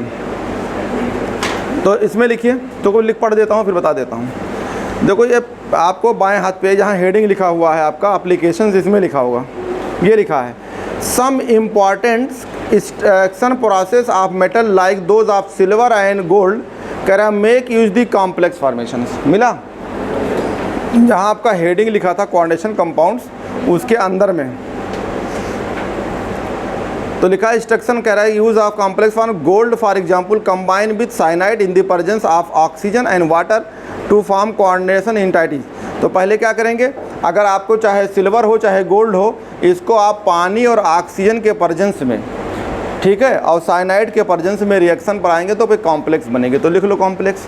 जैसे AU है, साथ में लिया CN, तो ये CN किसी फॉर्म में हो सकता है, सोडियम साइनाइड भी हो सकती है, या खाली CN लिख लो। एक्चुअली क्या है, जैसे पोटेशियम साइनाइड होगा तो इसको पानी में डालोगे तो क्या टूट जाएगा, तो इससे क्या मिलेगा? CN माइनस और K पॉजिटिव। इसमें साथ में क्या होगा? ये कहाँ पड़ा हुआ है? आपका वाटर में। और इसमें क्या है? In the presence of oxygen, O oxygen है। तो इससे रिएक्शंस कराते हैं, तो इससे बनता है क्या बनेगा? कॉम्प्लेक्स। वही कॉम्प्लेक्स जो भी आपने क्या बनाया था, अरे आर्टिकल को प्लेटिंग कर रहे थे, वही बनेगा। देखो लिखा होगा वही वाला, सेम बना होगा यार वही। देखो AG और AU हम कौन सी लिए? AU ना, ये देखो लिखा है AuCN का, वही सेम कॉम्प्लेक्स बनेगा।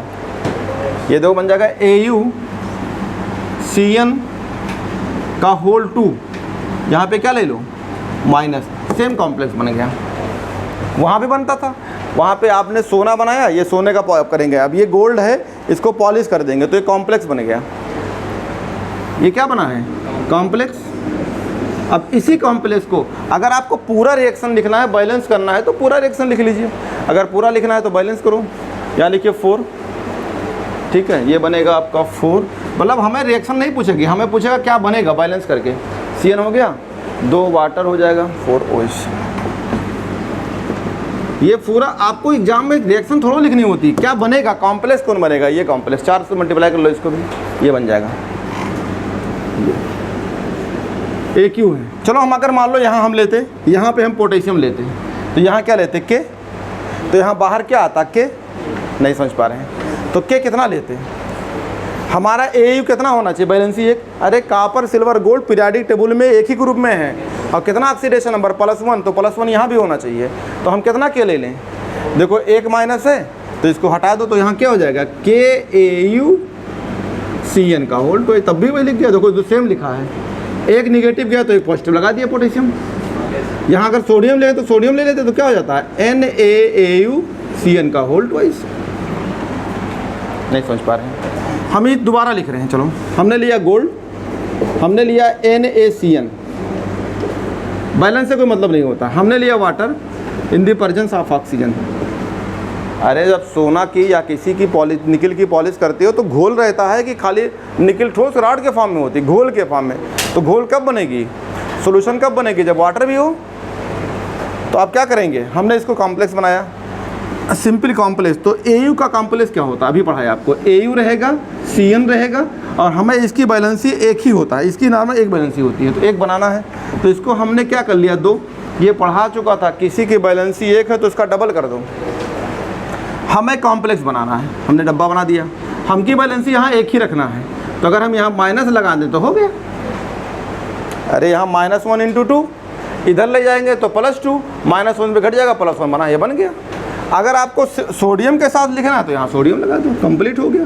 यही आपसे पूछा जाएगा, ये नहीं पूछेगा कैसे होता है, तो ये तुम्हारे लिए आसान होगा, ये वाला नीचे वाला कॉम्प्लेक्स बन गया। और अगर वो कॉम्प्लेक्स तुमको पता नहीं तो पॉलिश भी नहीं कर पाओगे, क्योंकि वही कॉम्प्लेक्स बनती है। अब अगर ये पॉलिश बन गई तो अभी हटी कहाँ, भी तो सोना किसके साथ है, CN के साथ है। तो क्या करें, अभी हमको सोना को अलग करना है, फिर दोबारा रिएक्शन कराइए जिंक के साथ, ये मिलेगी मेटलर्जी में। तो अगर हमने लिया, अगर हमने सिंपल चाहे ऊपर आयन के फॉर्म में लेंगे तो ये कहलाए। अच्छा चलो मैं इसको तोड़ता हूँ, कॉम्प्लेक्स को तोड़ दें, तो कॉम्प्लेक्स कैसे टूटेगी, डब्बा अलग और सोडियम, अरे पढ़ा चुका हूँ, कॉम्प्लेक्स टूटती है तो कैटायन अलग हो जाएगी और कॉम्प्लेक्स स्फीयर अलग हो जाएगी। अगर इधर एनायन है तो अलग हो जाएगी, डब्बा नहीं टूटेगा। तो मान लो टूट गया, पानी पड़ा टूट गया, तो ये किस फॉर्म में मिलेगा, ये मिलेगा AuCN का होल ट्वाइस, यहाँ पे क्या हो जाएगा माइनस। ये सब पढ़ा चुका है, पढ़ाया था कैसे टूटेगा। तो फिटकरी पूरा टूट जाती है, देखा होगा जब आप जाते हैं नाव की दुकान पे तो फिटकरी इतना बड़ा रहती है, 2 महीना बाद इतनी बड़ी हो जाती है। तो करिए क्या हुआ, अगर रगड़ डाला सबको, जिसका मतलब रगड़ना मतलब क्या है, पानी में वो घुल जाती है। कॉम्प्लेक्स को रगड़ोगे तो बाहर वाले ही जाएगी, ये नहीं जाएगी।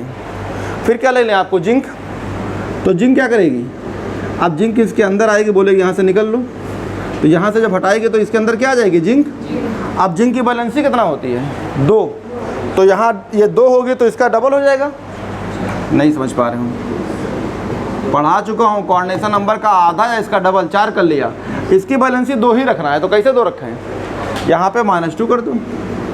नहीं समझ पा रहे हूँ, अरे सब सिखा चुका हूँ यार, कॉपर सिल्वर गोल्ड, इसके बगल पड़ोसी में है क्या है, जिंक कैडमियम मरकरी, और जिंक कैडमियम मरकरी बैलेंसी कितना होती है, +2, तो वो +2 बना हुआ है, अपने बनाना होगा। यहाँ से निकलेगा क्या, अब सोना, कहते हैं सोना बाबू, सोना बाबू अलग हो गए कि नहीं, अलग कर दिया, ले लो इनको, बेचो बाचो कुछ भी करो, उतार ले सकते हैं, गोल्ड हो गया, अलग हो गए अलग। तो अब यहाँ पे 2 अगर इसने हटाया है, 2 लोग को बनाया है। अरे यहाँ पे आपका अगर AU निकला, AU निकल गया, तो सोना है किस फॉर्म में निकलेगी, अब सॉलिड के फॉर्म में। मेटल किस फॉर्म में होता है, सॉलिड के फॉर्म में, तो ये अलग हो गया। तो ये आपका गोल्ड अलग हो गया। तो देखो हेडिंग क्या है, एक्सट्रैक्शन ऑफ मेटल, मेटल को अलग करना है। तो पहले कैसे अलग करेंगे, कोई भी मेटल होगी किस फॉर्म में होगी, कॉम्प्लेक्स, फिर कॉम्प्लेक्स से सिल्वर या गोल्ड को हम अलग कर लेते हैं, अलग हो गई। दूसरा लेते हैं, अब इसी जगह पे क्या ले लें, यहाँ क्या ले लें, Ag। अच्छा ये बताओ, चांदी और सोना अलग करना ठीक रहेगा कि लोहा अलग करें। तो घर में अगर छत पे लोहा पड़ा है तो लोहा अलग करते हो, हटाओ भाड़ में जाए, कौन जाएगी लोही लोहा अलग करने के, कबाड़ में बेच दो। और सोना पड़ा है तो अगर मान लो इतनी बड़ी 1 ग्राम सोना गिर गया तो पूरा घर लगे रहते हैं, अरे बर्बाद हो गए। तो सोना अलग करना ठीक रहेगा, इसलिए चांदी सोना ये सभी एक्सट्रैक्शन की जाती है। तो अलग कर रहे हैं इसको, फिर से ये ले लिया,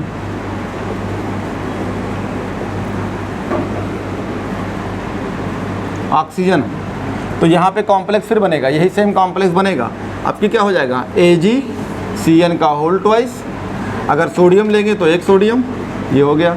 अब उठाइए इसको कॉम्प्लेक्स को फिर से, ये लिखा है आप, अगर ये इक्वस में रहेगा फिर ये पानी में पड़ा हुआ है, देखो पानी में पड़ा है तो टूट जाएगा, टूटेगा तो यहाँ से क्या निकलेगा AgCN का होल ट्वाइस, और यहाँ से जो है आपका फिर जिंक, और जिंक जाएगा इसको भगा देगा तो जाएगा जिंक CN का होल 4, और यहाँ पे जो है आपका ये बन जाएगा, और यहाँ से Ag अलग हो जाएगी सॉलिड के फॉर्म में। तो सोना और गोल्ड हमने अलग कर लिया। तो ये आपका रिएक्शन, ये आपको याद रहेगा कि इससे रिएक्शन हो जाती है, कॉम्प्लेक्स बनी, उस कॉम्प्लेक्स में आपने ये कर लिया। सेम रिएक्शन मेटलर्जी में है कि अगर सोना और चांदी को अलग कैसे करते हो, तो ये है अलग करने का तरीका, मेटलर्जी में पढ़ोगे। इंस्ट्रक्शंस ऑफ मेटल फ्रॉम, कह रहा है कि जो है सिल्वर एंड गोल्ड्स। ये आपकी चीज़ें ख़त्म हो गई। अब आपको लास्ट बचा है 10-15 मिनट के लिए, हेडिंग लिखो ऑर्गेनोमेटेलिक कंपाउंड्स, बहुत इंपॉर्टेंट ऑर्गेनिक के लिए। तो इसके जितने पॉइंट हैं आपको ये मिलेंगे, आपको ये NCERT में है, ये 3 जगह मिलेगी। मैंने यहाँ जो पढ़ाया है इसका ये पॉइंट फिर मिलेगा मेटलर्जी में, इलेक्ट्रोप्लेटिंग मिलेगी इलेक्ट्रोकेमिस्ट्री में, और जो है बाकी जो है आपका तमाम सारा है, कोबाल्ट है, आयरन है, ये जहाँ जहाँ मिलेंगे वर्ड में वो मिलेंगे। जैसे आपको पढ़ाएंगे जब D ब्लॉक तो वहाँ कोबाल्ट आयरन फिर मिलेगा, यही वर्ड लिखा होगा कि आयरन हीमोग्लोबिन में होती है, कोबाल्ट जो है पर्निशियस एनीमिया में यूज होती है। एक बार चीज़ें वही बार बार यूज होती है, अलग से नहीं कि अलग से मिलेगी। हेडिंग लिखो ऑर्गेनोमेटेलिक कंपाउंड्स, 2017 में आया था, आप देख सकते हैं, बहुत छोटा मोटा आया था, RMGX, ऑर्गेनोमेटेलिक कंपाउंड्स। तो देखो आर्गेनो, तो आर्गेनो वर्ड किससे होता है? ऑर्गेनिक से। अरे कहते नहीं, जैसे मान लो कोई बहुत मोटा हो गया तो उससे पूछते क्या करते हो, आजकल ऑर्गेनिक ले रहे हैं। अब उससे पूछो ऑर्गेनिक क्या होता है, आगे नहीं जानते हैं, मतलब ऑर्गेनिक बताया गया था, देखा होगा।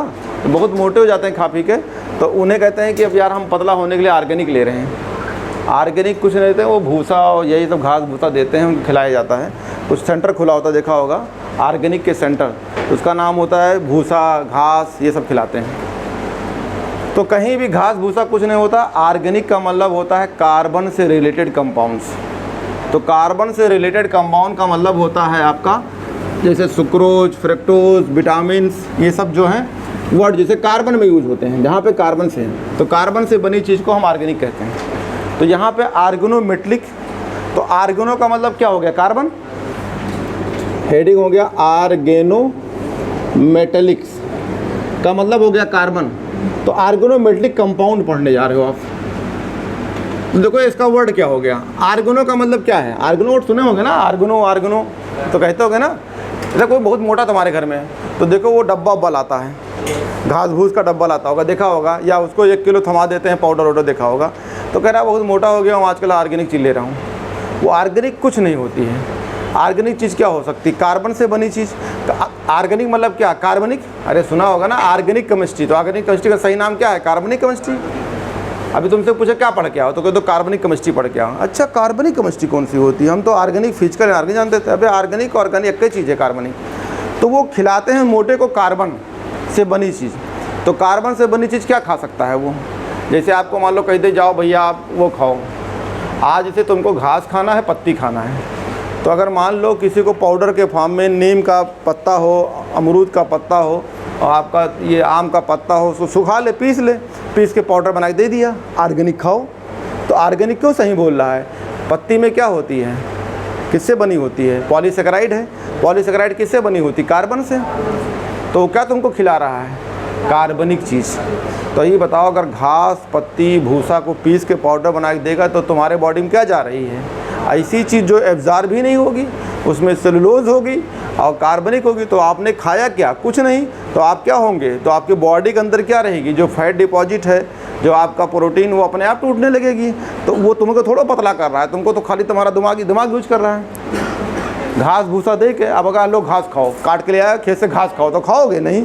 लेकिन अगर घास को पीस उसके दे सुखा के, तो बढ़िया से खाओगे, मज़ा आ गया यार। लिखा होगा ये देखो मोटा मोटा कि भाला फला प्रचार है, आप दबा रहे हो, लेकिन वो खिला क्या रहा है, उसमें कुछ नहीं है, तो आप खुश रहते हैं। तो ये समझ में आया। तो ये तमाम सारे सेंटर खुले हैं। अब एक हमसे बता रहे हैं हम बहुत मोटे हो गए, 1 कुंटल के हैं, तो हम आजकल ऑर्गेनिक ले रहे हैं। तो अब ऑर्गेनिक उनको पता ही नहीं क्या होता है, उनको समझाएंगे तो हम ही कुल खोपड़ी चाट लेंगे ऑर्गेनिक क्या होता है। तो अगर मान लो तुमको आलू दे दें, कच्चा आलू लाया, सुखाया, पीस के दे दिया, तो आलू में क्या है, कार्बन है, तो पॉलीसेकेराइड ही तो है। तो अब वो आलू को सुखा के दे दिया पॉलीसेकेराइड के फॉर्म में, चबाना वाना तो है नहीं, तो डायरेक्ट पेट में जाएगी। तो कहाँ जाएगी, एब्जॉर्ब भी नहीं होगी, क्योंकि मोनोसेकेराइड में टूटबे नहीं की है वो। तो आप खाए, जैसे खाए वैसे निकल गई। तो आप कुछ फ़र्क, आपको तो फ़र्क पड़ेगा, क्योंकि आप मोटे हैं, तो जब आपकी बॉडी फंक्शन करेगी तो आपके जो फैट है टूटेंगे।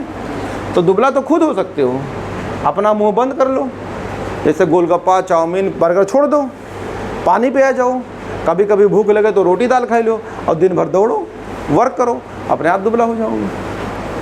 सबसे ज़्यादा है फैट लोग वालों को अपनी उनके ज़बान पे ताला लगाना पड़ेगा, ज़बान ही सिल दो, अंदर से बाहर से कुछ ना जाए, बस वो पतला हो जाएंगे। अब आएंगे क्या है ऑर्गेनिक, मतलब क्या हो गया, कोई भी कार्बन से रिलेटेड और किससे जुड़ी हो, मेटल से। तो देखो आपसे हम कह दें RMGX, बहुत होगा गिरनार्ड रेजेंट्स। ये R का फार्मूला क्या है, इथाइल या मिथाइल, और ये क्या हो गया Mg, और ये क्या हो गया X का मतलब Cl। ओपन करते हैं इसको ओपन करते हैं, तो देखो CH3, ये हो गया A, ये हो गया आपका Mg, और ये हो गया Cl। देखो मैग्नीशियम किससे जुड़ी है, कार्बन से। तो ये R क्या है, ऑर्गेनिक, कार्बन से बनी चीज़।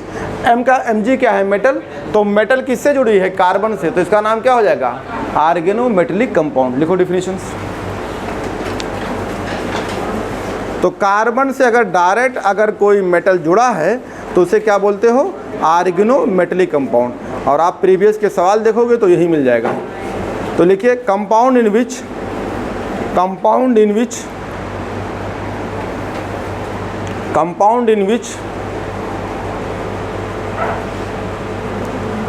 compound in which carbon is direct attached with metal, carbon is direct attached with metal, carbon is direct attached with metal, is direct attached with metal is called organometallic compounds, organometallic compounds। तो example लिख लो RMGX, या ये नीचे लिख लो ये वाला, चाहे दोनों लिख लो। अगर आप कहें RMGX तो इसका एग्जाम्पल ये नीचे वाला है C2H5 ये, क्योंकि R के जगह पे लिख लो ये। तूने सुना होगा टेट्राइथाइल लेड, टेट्राइथाइल लेड, ये रहा टेट्राइथाइल लेड। लेड भी एक जो है मेटल होती है। देखा होगा पहले गाड़ी आती थी राजदूत, सुना होगा, या सुचकी, तो उसमें 2T ऑयल डालना होता अलग से, देखा ना 2T ऑयल्स। अब नहीं डालना होता है, अब दो तरह गाड़ी आती थी, 4 स्ट्रोक और 2 स्ट्रोक्स। तो 2 स्ट्रोक वाली होती थी, अगर आपने तेल डलवाया, जो है आपका पेट्रोल डाला उसमें, फिर उसमें एक पुड़िया काट के डालता था। अरे देखे तो हो गए, अगर मान लो पुड़िया भूल गए तो पूरे मोहल्ले में पट पट की आवाज़ आएगी, खटपट पट, लग रहा बुलेट से आ रहा कोई। सुचकी क्या बन जाती है फिर, बुलेट्स, राजदूत बुलेट बन जाती थी, दे पट पट की आवाज़ आती थी। तो आवाज़ क्यों आती है, देखो इसका नाम क्या है, टेट्राइथाइल लेड। आगे पढ़ाएंगे आपको एंटी नॉकिंग्स, एंटी क्या होती है, नॉकिंग। एंट्रेंस समझते हो, नॉक समझते हो, खटखटाए कहीं, नॉक करें, और ये एंटी मतलब ना खटखटाए। तो ये अगर आपने नहीं डाला उसमें, तो आप अभी भी कुछ लोग गाड़ी रखे होंगे पुराने वाले, तो काट के ना भूल गए, तो गाड़ी उनकी खटखटाती है, जा रहा कोई जा रहा, देखो बड़ा बड़ा बुलेट लेके जा रहा, देखा होगा। तो उसमें क्या होती है, पिस्टन जो लगी होती है, इस पर आवाज़ जर्क आती है, खटखटाते आवाज़ जाती है, लग रहा बुलेट लेके जा रहे हैं, सुचकी बुलेट बन गई, देखा होगा। तो ये मेटल है, और ये क्या लगा है, कार्बन। तो क्या हो जाएगा, मेटल है, लेड क्या है, मेटल है, और ये कार्बन। इतना सुस्त बैठे जैसे लग रहा है कि अब कहाँ से आए हैं, क्या करा जाए, ज़िंदगी सब जाए। अब ऐसे पढ़ाएंगे तब तो भी ख़त्म हो गया। ये होता है, ओपन कर दिया, एक लेड है, 2 लोग लगे इधर उधर, तो कार्बन लगा है, लेड कार्बन लगा है, लेड कार्बन। अब लेड पता ही नहीं कि मेटल होता है, मेटल होता है किससे लगा है, कार्बन से। तो क्या नाम हो जाएगा, ऑर्गेनोमेटेलिक्स। ये रहा। बैटरी वैटरी देखते होगे, अरे लिथियम बैटरी देखा होगा, तो ये लिथियम हो गया। यहाँ बैटरी नहीं पढ़ा रहा हूँ, कार्बन से लगा है, पढ़ाएंगे आगे। अरे जो लोग मोबाइल चलाते हैं, निरहुआ वाली गाना वाना देखा होगा, उसमें वो बैटरी होती है 50 रुपये वाली, 50 रुपये बैटरी होती है, उसके जाकर नखास खास मिल जाते हैं। तो ये तो लिथियम कार्बन से लगी है। अब लिथियम मेटल होती है, कार्बन से लगी है, तो किस में आ जाएगी? ऑर्गेनोमेटेलिक में। अब भूल ना जाना, ये आ चुका है 17 में, क्वेश्चन खोल के देख लो, एक ही बार आया अभी तक, एक बार ही अभी तक आया है। देखो करो या मरो यार, पढ़ना है, नहीं पढ़ना है तो मत पढ़ो, कोई दिक्कत नहीं। ये आप जानो तुम जानो, हमने सब पढ़ा दिया, सब कुछ बता दिया। ऐसा नहीं है कि तुमको लिए हम तुम्हें गोद में लेके पढ़ाएंगे, इसको पढ़ना है ना तो गायब हो जाओगे। अगले साल ऐसे जगह जाओगे पढ़ने के लिए, लगेगा वहाँ डॉक्टर बनोगे, कहीं कुछ नहीं बनोगे, ये पक्का है अगर नहीं जाने तो। इसको ये हमने दिखा दिया आपको कि मेटल है। अब अगर ये दिमाग में बैठ गया कि कार्बन अगर मेटल से है, कार्बन से तो ऑर्गेनोमेटेलिक कंपाउंड हो, तो सवाल लगा के देख लो, उसमें लिखा है। एग्जाम्पल कौन है? RMgX, ये लिखा हुआ है। तो लिखा था ऑर्गेनोमेटेलिक कंपाउंड का एग्जाम्पल बताइए। अब यहाँ पे जो है बहुत छोटा मोटा सवाल आएगा, लेकिन यहाँ पे बात खड़ी होती है। क्या बात खड़ी हो जाती है? बात ये होती है कि ये बताओ आप कि यार मेटल और कार्बन के बीच में तो बॉन्ड आपने पढ़ाया था, आयनिक बॉन्ड, मेटल और नॉन मेटल्स, भूल गए क्या? अरे मेटल और नॉन मेटल है, मेटल है मैग्नीशियम और नॉन मेटल क्या है? कार्बन। तो इनके बीच में कौन सी बॉन्ड होगी? Ionic bond. जैसे 2022 में पिछले साल आया था मैचिंग में, पिछले साल मैचिंग में आया था ये MgH2। तो क्या रहा? मेटल और नॉन मेटल, तो कौन सा बॉन्ड? आयनिक। मेटल और नॉन मेटल के बीच में आयनिक बॉन्ड होता है। तो अगर आयनिक बॉन्ड किया जाए तो यहाँ पे तो आयनिक बॉन्ड आ जाएगा। तो अभी तो आप कुछ एक्सप्लेन नहीं किए, तो और एक्सप्लेन करते हैं। तो हेडिंग लिखिए, ये कैटेगराइज कर देते हैं। किताब नहीं किया लेकिन हम करा देते हैं। किताब तो कहीं नामों नहीं लिया है, सवाल पूछ लेती है। किताब यहाँ नहीं ली नाम, लेकिन ऑर्गेनिक केमिस्ट्री में ले रखी है 2-3 जगह। तो क्लासिफिकेशन आप लिखो, heading classification of organometallic compounds, classifications of organometallic compounds, organometallic compounds. ये जो मैं पढ़ा रहा हूँ ये तुम्हारे किताब में नहीं है, लेकिन मान लो कोई खुराफात तुमसे मिल जाए तो वो तुमको खुराफाती सिखाएगा। तो खुराफाती से पहले हमने बता दिया कि मेटल और नॉन मेटल के बीच में आयनिक होती है। तो मैं एक्सप्लेन करने जा रहा हूँ कि ionic, classification of ionic compounds, ionic compounds. तो पहला हेडिंग लिखिए, आयनिक कंपाउंड्स। तो हम जब आपको पढ़ाएंगे ऑर्गेनिक, यानी हम आपको पढ़ाएंगे पूरा ऑर्गेनिक्स, तो हम इनको यूज़ करेंगे बहुत ज़्यादा। RMgX, यहाँ ट्रिक बताएंगे। RMgX का R कहता है, बहुत सारा ट्रिक है कि इसको उठा के किसी जोड़ेंगे तो क्या बनेगी, क्या बनेगा, बहुत सारा ट्रिक है। तो वो ट्रिक मैं आपको यहाँ थोड़ा एक्सप्लेन करता हूँ, फिर ऑर्गेनिक पढ़ाएंगे तो डायरेक्ट ट्रिक पे आ जाएंगे। तो पहला हेडिंग है क्या है? आयनिक कंपाउंड्स, यानी इसका मतलब इसमें आयनिक बॉन्ड होगा। तो बिल्कुल होगा। मैग्नीशियम क्या है? मेटल। और कार्बन क्या है? Non metal. तो कौन सा बॉन्ड होगा? तो हम ऑर्गेनोमेटेलिक कंपाउंड का एक नाम और दे सकते हैं। क्या नाम हो जाएगा? आयनिक कंपाउंड या आयनिक बॉन्ड्स। तो लिखिए लाइन उसमें, these compound are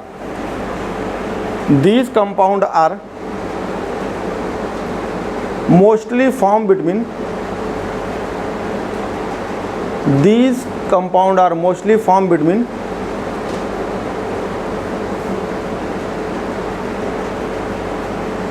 these compounds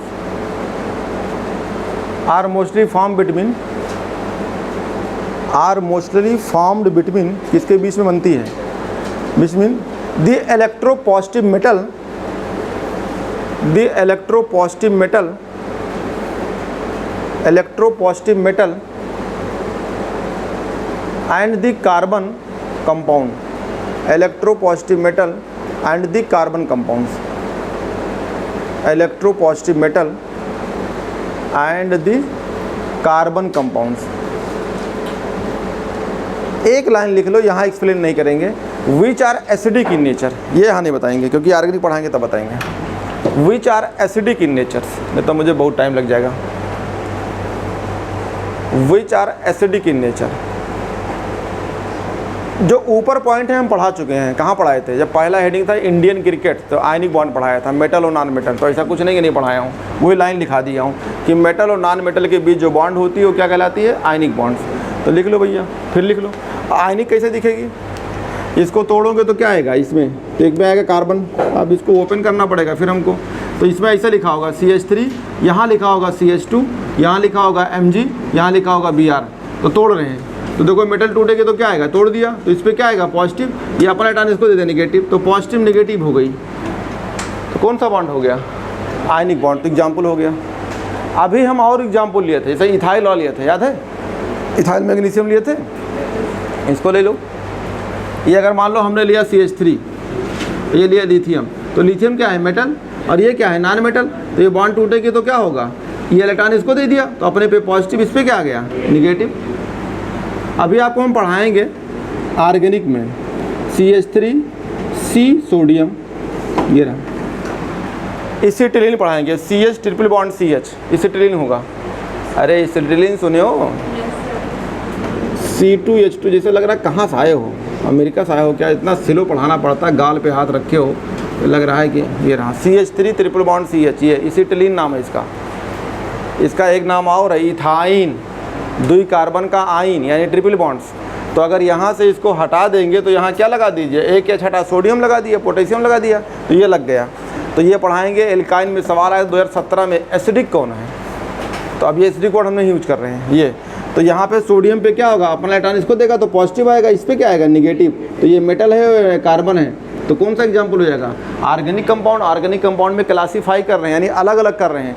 अलग का पहला हेडिंग था आयनिक, तो आयनिक तो बन गया, पॉजिटिव नेगेटिव, मेटल है नॉन मेटल, आयनिक बॉन्ड है। इतना बहुत है, ये तो यूँ नहीं पल्ले पड़ेगा आगे चल के, क्योंकि आना तो यह है नहीं, क्योंकि ये एक्सप्लेन ही यहाँ किया है, लेकिन हमें ऑर्गेनिक पढ़ाना है तो हम कर रहे हैं। ऑर्गेनिक में हमको RMGX पढ़ाना है, वो RMGX, और वही बहुत इंपॉर्टेंट है। अगला आते हैं, अब यहाँ पे क्लासीफाई कर रहा अलग से। पहला तो हो गया आयनिक, दूसरा जो है, अच्छा आयनिक बॉन्ड है तो हम सिग्मा कह सकते हैं, तो हाँ कह सकते हैं, किसमें सिग्मा कहेंगे, तो पहला लिखो इसमें, दूसरा सिग्मा बॉन्ड्स। तो सिग्मा बॉन्ड कब बनेगी, सिग्मा पाई बॉन्ड कहाँ बनता था, भूल गए सब, कोवैलेंट बॉन्ड में, क्रिकेट में पढ़ाया था, कोवैलेंट बॉन्ड में सिग्मा बॉन्ड बनता है। अब ऐसे पढ़ोगे तब तो हो गया सब, पढ़ नहीं लो घर पे सब, हमारा काम है जल्दी से पढ़ाई ख़त्म करें इसको सब। सिग्मा बॉन्ड कहाँ बनता है, तो सिग्मा बॉन्ड बनता है कोवैलेंट बॉन्ड में। तो आयनिक बजाय वही RMGX या सॉरी ऑर्गेनोमेटेलिक कंपाउंड क्या बना ले, मेटल नॉन मेटल के बीच में कौन सा बॉन्ड हो जाए, कोवैलेंट बॉन्ड्स। तो कोवैलेंट बॉन्ड बन जाए तो सिग्मा कहलाएगी। तो लिखो एक लाइन, इन ए कॉम्प्लेक्स, या ऐसे लिखो, in a sigma bonded complex, in a sigma bonded complex, in a sigma bonded complex, sigma bonded complex, a metal and a carbon atom, a metal and a carbon atom, a metal and a metal and a carbon atom of the ligand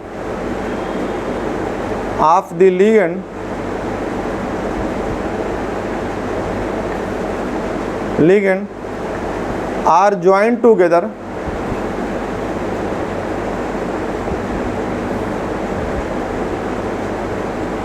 a metal and a carbon atom of the ligand are joined together with a sigma bond, with a sigma bond.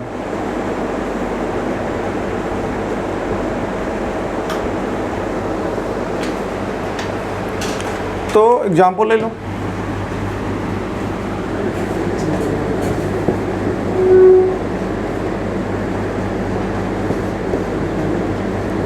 अब ये कैसे sigma हो गया, tin किस में आता है, amphoteric में, ये किस में आता है, एम्फोटेरिक में। तो अगर एम्फोटेरिक मेटल लगा है तो ये कैसा हो जाएगा, इसमें एसिडिक और बेस दोनों कैरेक्टर, यानी मेटल भी है और ये साथ में क्या है, नॉन मेटल है। समझ नहीं पा रहे हैं, टिन और लेड किस में आता है, नॉन मेटल के अंदर, और मेटल दोनों आता है। ये एम्फोटेरिक होता है तो ये दोनों किस में आएंगे, मेटल भी कैरेक्टर रहेगा और साथ में नॉन मेटल भी रहेगा। तो अगर मेटल रहेगा तो आयनिक शो करेगा, तो कौन सा बॉन्ड, कोई बॉन्ड नहीं, पॉजिटिव नेगेटिव हो जाएगा। और अगर नॉन मेटल है तो शेयरिंग कहलाएगी, शेयरिंग कहलाएगी तो कोवैलेंट बॉन्ड, कोवैलेंट बॉन्ड में क्या हो जाएगा, सिग्मा बॉन्ड। तो एम्फोटेरिक मेटल लगा दो तो वो सिग्मा चला जाएगा। नहीं समझ पा रहे हैं, अबे अगर डायरेक्ट मेटल होगा तो आयनिक बनेगी, पॉजिटिव नेगेटिव बनेगा। तो RMgx अगर हम लेते हैं तो आयनिक में चला जाएगा, सिग्मा बॉन्ड नहीं बनेगा। लेकिन अगर हम टिन ले लें, एम्फोटेरिक, बेजान पब्लिक वालों को लगा दें जो मेटल है उसमें, अगर वो लगा देते हैं तो कार्बन के साथ तो एम्फोटेरिक हो जाएंगे, और एम्फोटेरिक होंगे तो वो सिग्मा बॉन्ड बनाएंगे, तो सिग्मा बॉन्ड बन जाएगा ये। तो एग्जाम्पल हो गया ये, अगर टिन है 4 मिथाइल है, एल्युमिनियम है 3 मिथाइल है, तो इसका मतलब ये एम्फोटेरिक है, तो यही को ऑर्गेनोमेटेलिक कंपाउंड को सिग्मा बॉन्डेड कहेंगे, तो सिग्मा बॉन्ड हो जाएगी। दूसरा हेडिंग लिखिए पाई बॉन्ड या पाई कॉम्प्लेक्स, पाई कॉम्प्लेक्स। तीसरा हो गया आपका पाई complex.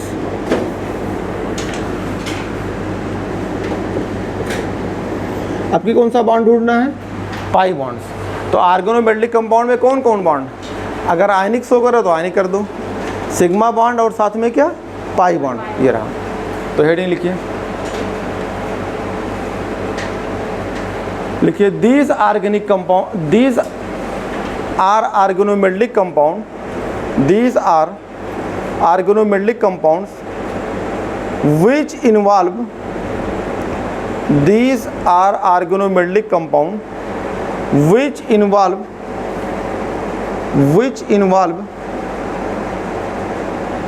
the use of pi bonds, which involve the use of pi bonds।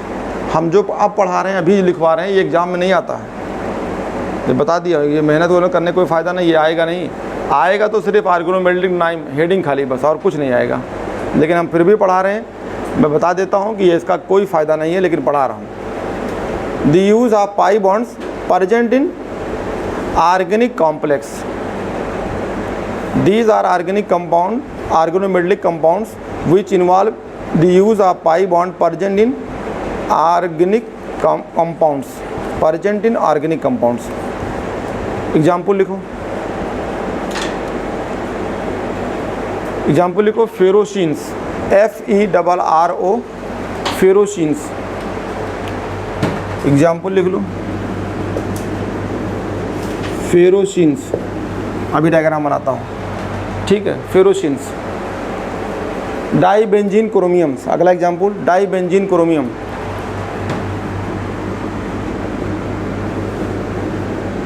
डाइबेंजीन chromium, ferrocene, dibenzene chromium. अगला लिख लो जी साल्ट्स, ZEISE,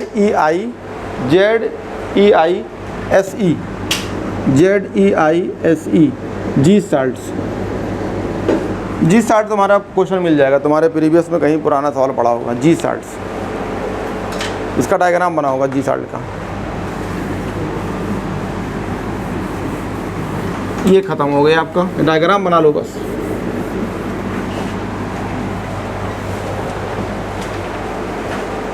तो जी साल्ट आपको मिला होगा। तो फेरोसिन में आते हैं, पहला है फेरोसिन्स।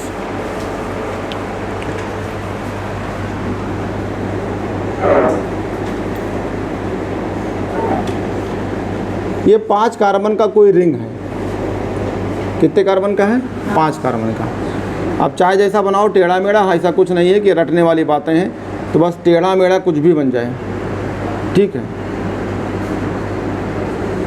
टेढ़ा मेढ़ा कुछ भी बन जाए। तो इसे जोड़ दो, 2 बेंजीन आपको एक साथ जोड़ दिया, लेकिन बस ये आपको ये देखना होगा कि अगर हमारा आयरन फेरस में मेटल के फॉर्म में है तो बेंजीन में कैसा चार्ज आएगा? नेगेटिव में, और बेंजीन में नेगेटिव आएगा, तो यहाँ बना दो। ये कोई सुंदरता के लिए नहीं बना रहे हैं, ये आपको दिखा रहे हैं कि नेगेटिव वाला बेंजीन के अंदर घूमेगा। ये नेगेटिव होता है, जैसे हम लोग कोई घर अपना बनाया, देखा गांव में जो घर बनता है छप्पर वाले में, तो उसमें पैर बना दिया ऐसे करके, ऐसा हाथ बना दिया, और कभी गोल गोल ऐसे घुमा दिया, ऐसे कुछ बना दिया, छल्ला जान ही नहीं पाए क्या बना दिया। तो ये जानने वाली चीज़ नहीं है।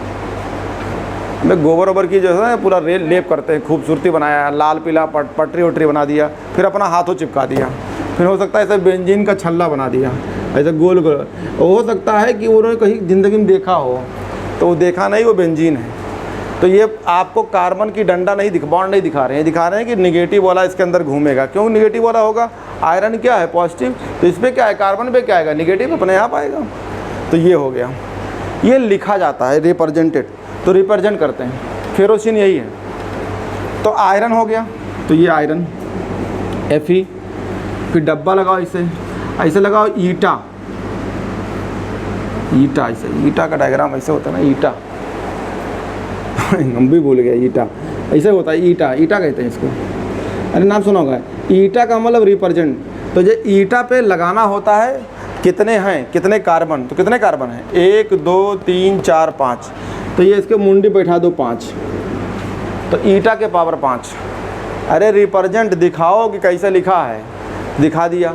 कितने हैं, एक कार्बन वाले कितने हैं, कितने कार्बन हैं, C5 5, ठीक है।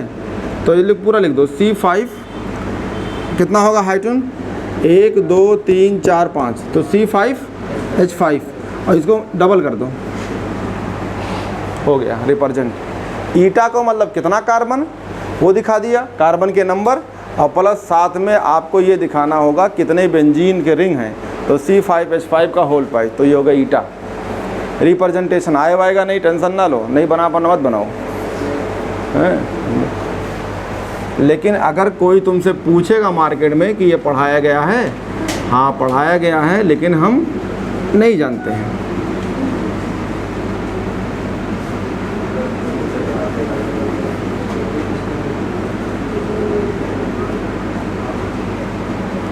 आपकी यहाँ पे लगा है क्रोमियम 6 कार्बन के साथ, कितना लगा है, डाई बेंजीन क्रोमियम पढ़ाया था, तो ये क्रोमियम, तो क्रोमियम कर दो बाहर, इन्हें कर दो ईटा, ईटा पे कितना 6, अरे 1 2 3 4 6, तो ये हो गया 6। कितना रिंग है, C6H6, कितने लोग हैं, 2, 1 और 1 2, तो नीचे 2 से मल्टीप्लाई, ये हो जाएगा। तो डाई बेंजीन ये हो जाएगा, di benzene chromium, di benzene chromium. अगला आओ,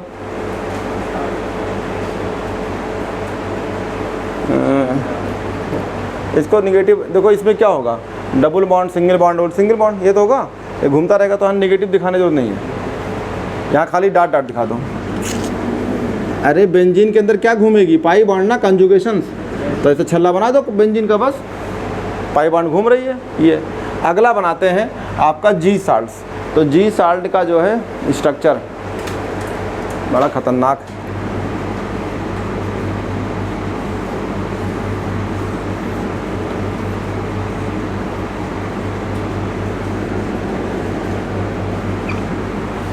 पीटी हो गया, 3 Cl हो गया, और इससे लगेगा आपका CH2 डबल बॉन्ड CH2, और ये पीटी, जो पीटी आपका प्लेटिनम है, ये डायरेक्ट इनसे जुड़ी होती है कार्बन से, और ये प्यार से इनको डब्बा में पैक करो और कर दो पोटेशियम से, ये स्ट्रक्चर होता है। तो पीटी 3 Cl, उसके बाद ये पीटी बॉन्ड बनाएगी कार्बन से, कार्बन किसके, जो एल्कीन है आपका CH2 डबल बॉन्ड CH2 यानी इथीन से, और ये पूरा कॉम्प्लेक्स के अंदर रहेगा, पोटेशियम जाएगी, तो ये है जी साल्ट्स। जी साल्ट पूछा होगा फार्मूला, कैसे दिखाएं, बाहर कर दें के ये आपको कर दे पीटी, ठीक है। अब पीटी कितना है, 3 Cl है, 3 Cl हो गया। अब क्या बचा, ये हो गया ई, कितने कार्बन, ई वाले 2 कार्बन, तो ईटा पे कितना 2, ये हो जाएगा CH2 डबल बॉन्ड CH2, बना लो इसको। तो चाहो तो C2H4 डायरेक्ट लिख लो। तो ये आपके ये सवाल हो सकता पूछा हो, ठीक है। इसको चाहो तो अलग कर दो, इसको तो आप डायरेक्ट C2H4 भी कह सकते हो, C2H4। अरे इतना मैंने लिखा पीटी 3 Cl, तो पीटी हो गया 3 Cl, पोटेशियम बाहर है तो उसको बाहर कर दिया। अब इसके कार्बन को दिखा रहा हूँ, तो इसके कार्बन मतलब कितने कार्बन है, 1 और 1 2, तो ईटा के ऊपर 2, और किसके साथ हैं, तो यहाँ लिख दो C2H4, या लिख दो C2 डबल बॉन्ड CH2, या लिख दो C2H4 डायरेक्ट। तो ये आपके स्ट्रक्चर हो गए, और ये नहीं आएगा। अब नए चैप्टर स्टार्ट करते हैं, हेडिंग लिखे सॉल्यूशंस।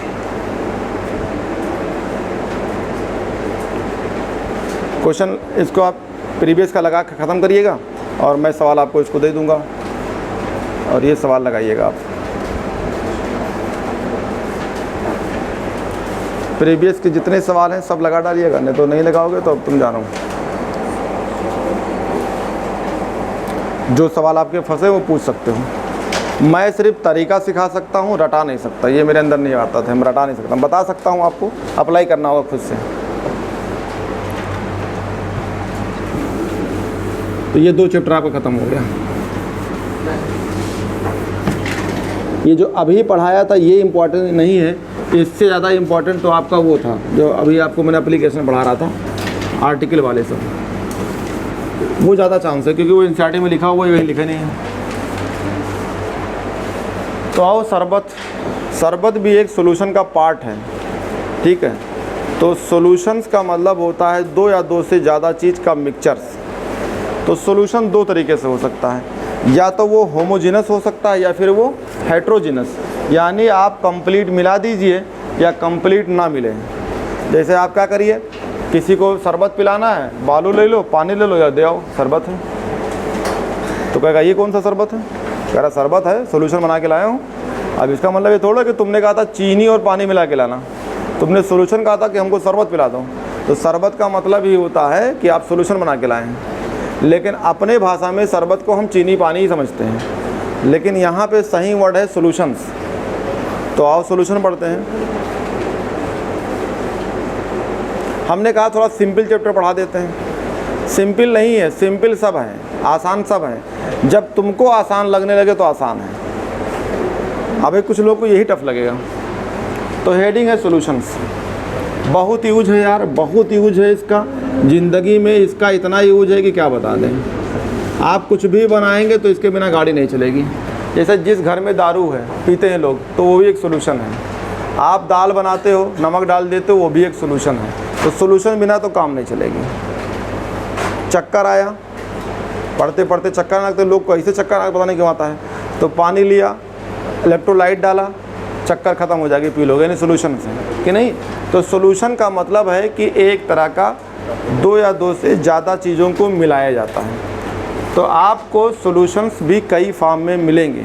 जैसे आपने देखा होगा, सुबह उठते होगे, कुछ लोग कोयला दबा देते हैं, कुछ लोग बालू दबा देते हैं, कुछ लोग कहीं गए बाथरूम खेत में तो वहीं पेड़ तोड़ लाए, वो रगड़ दिया, देखा होगा। कुछ लोग जो है ठंडियों में जो है कवरों सामने तापते तापते वो रगड़ दिया, देखा नहीं। कुछ लोग सुबह सुबह जो है टूथपेस्ट करते हैं, क्या करते हैं, पेस्ट। तो पेस्ट बनाई जाती है, तो भी एक तरह का सॉल्यूशन है। अब कोई लिक्विड के फॉर्म में हो या कोई सेमी सॉलिड के फॉर्म में हो। लिक्विड का मतलब है आप उसको डालिए तो वो मूवमेंट ज़्यादा हो, और कुछ हो वहीं स्टोर बनी रहे, सेमी सॉलिड के फॉर्म में हो। तो आप सॉल्यूशन जो, ये भी एक तरह का टूथपेस्ट है। सुबह सुबह जो है उठते हैं लोग, पेस्ट करते हैं, तो उसमें जो है कंपोनेंट के साथ साथ फ्लोराइड आयंस मिली होती हैं।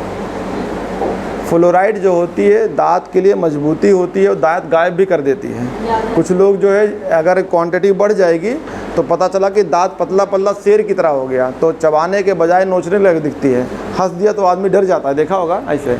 तो वो डिपेंड करता है कि फ्लोराइड्स आयन कितने पड़े हैं। तो ये सवाल जेईई मेंस पूछ चुकी है। ये कहाँ मिलेगा पूरा डिटेल्स? ये आपको मिलेगा आपको एनसीईआरटी में 12th वाले में सबसे लास्ट पेज में, एवरीडे ऑफ लाइफ, यानी ज़िंदगी के पार्ट्स। प्रत्येक ज़िंदगी में क्या क्या होता है उसमें मिलेगी आपको। तो ये वहाँ पे है। तो यहाँ पे तो हम सॉल्यूशंस मिलाएंगे तो वो क्वांटिटी भी देखेंगे, जैसे किस फॉर्म में मिलाते हैं। जैसे आपको आगे मिलेगा ppm एक वर्ड होती है, ये पार्ट पर मिलियंस, ये तो इनको यूज करेंगे हम टूथपेस्ट में। अब पता चला कि फ्लोराइड आयन बहुत मिल गया, दांत रगड़ रहे थे, रगड़ते रगड़ते दांतें चली गई। अब अगर मान लो किसी का दांत चला जाए, वो हंसे तो कैसा लगेगा? या अगर मतलब दांत काट काट के से पतली पतली हो गई से, ये 32 से ही आप खूबसूरत दिखते हैं। कुछ लोग बहुत अच्छा लगते हैं, हंस दिए तो भागता है, भागो भैया भागो, लगता है भूत है कि नहीं। तो क्या है, पूरी खेल किसकी है? 32 की। नहीं खेल है क्या? तो अगर आप 32 की बात करेंगे तो जितने डेंटिस्ट होते हैं, दांत वाले डॉक्टर होते हैं, जो BDS होते हैं, उनको सिर्फ दांत ही मिलती है और कुछ नहीं मिलती। अगर आप ज़िंदगी में अगर MBBS नहीं करें, अगर BDS करें तो दांत के अलावा कुछ नहीं मिलेगी। दांत के अगल बगल की खेल है तो ENT वाला ले लेता है, और ENT वाला बहुत